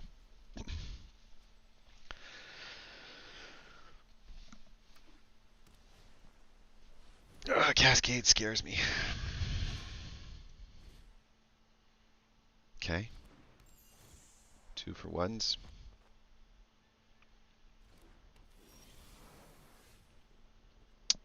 Okay. Halo Forger allows him to cast cards out of graveyards, but there's not a lot that's in there. So he's not as scary, and this thing's already done its deal. I think we do the Tandem Takedown on the Halo Forger and then attack in, because the +1's going to make it pretty tough. Or we do this on the Halo Forger to get rid of it, and then just tack in with the War Train Slasher. I've got 1, 2, 3, 4, 5. I could do 5. I could do both. Thinking here for a second. 1, 2, 3, 4, 5. Does that work? Yeah, it keeps our board state.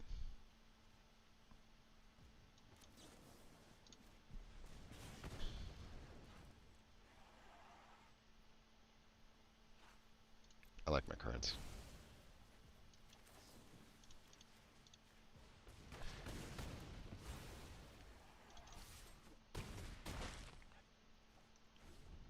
I like that. It's a lot harder for him to kind of make the board presence necessary here.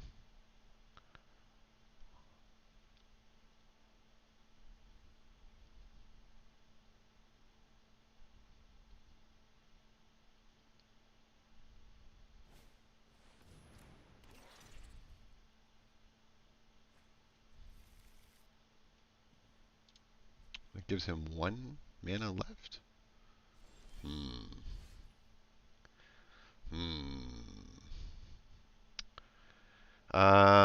4 or 5 total mana. 4 or 5 total. But I kind of like the idea of just getting around him and then using our Cosmic Hunger.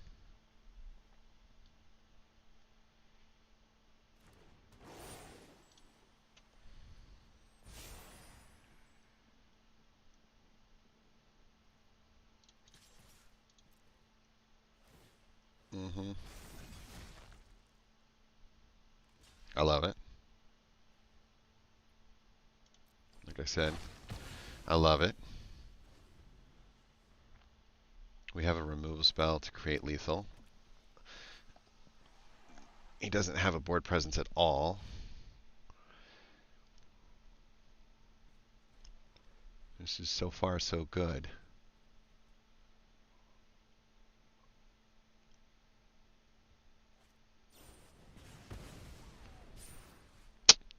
3 mana left.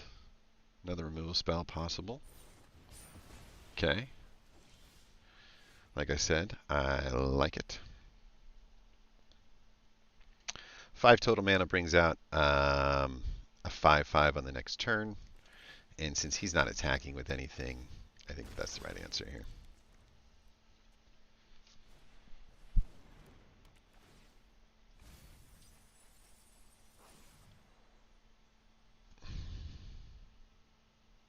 Oh, we need the creature.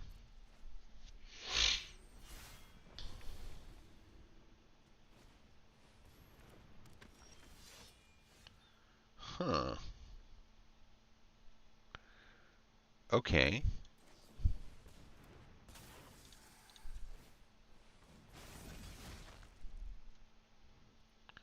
I'm going to say no on that attack for a second. 5, 6, 7. I need 1 more mana.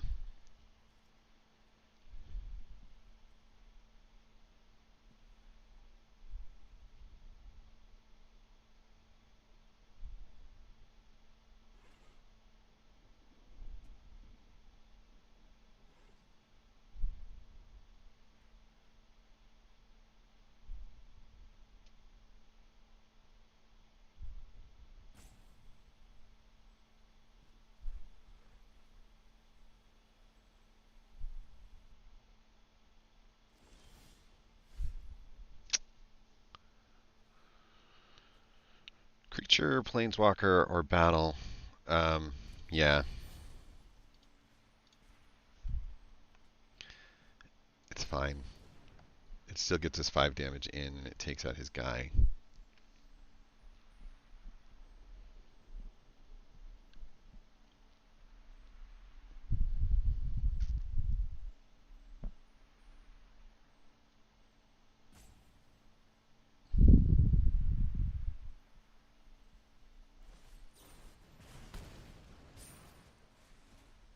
That's fun.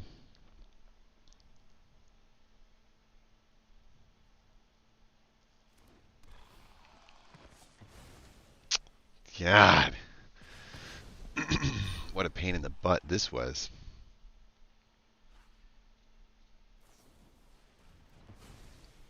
I guess you had some removal as well.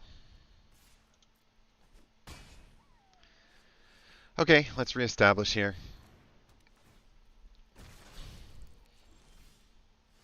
That's a good way to do it.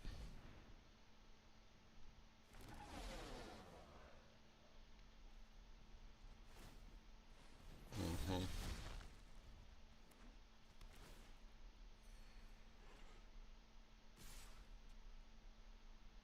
I think I say no on the blocks.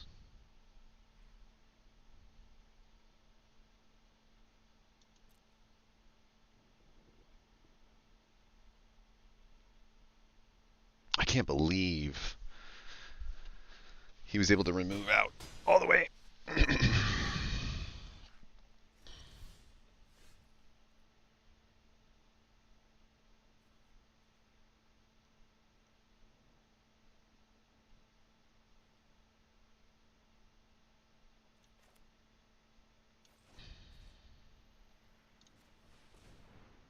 I got to do something.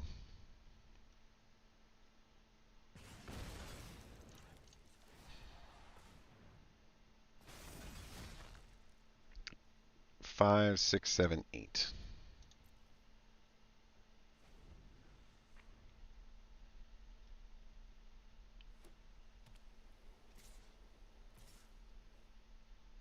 I think I die if I don't jump block something.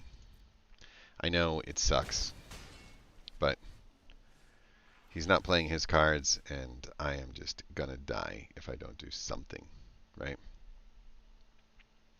I can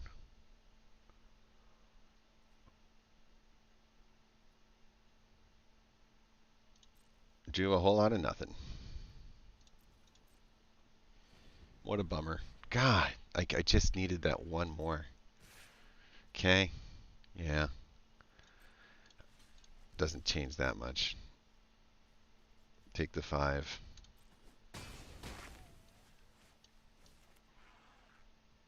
Can I cast my spell?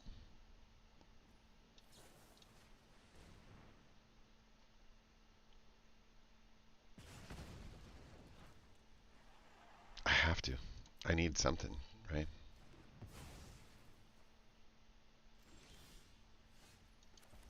That just sucks.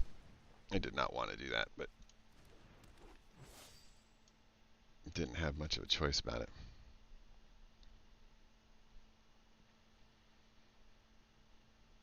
I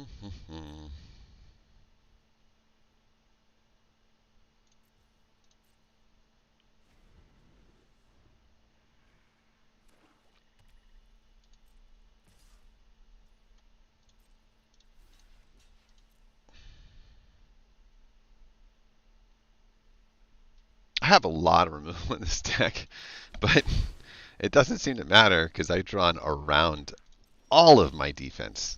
Like, all of them.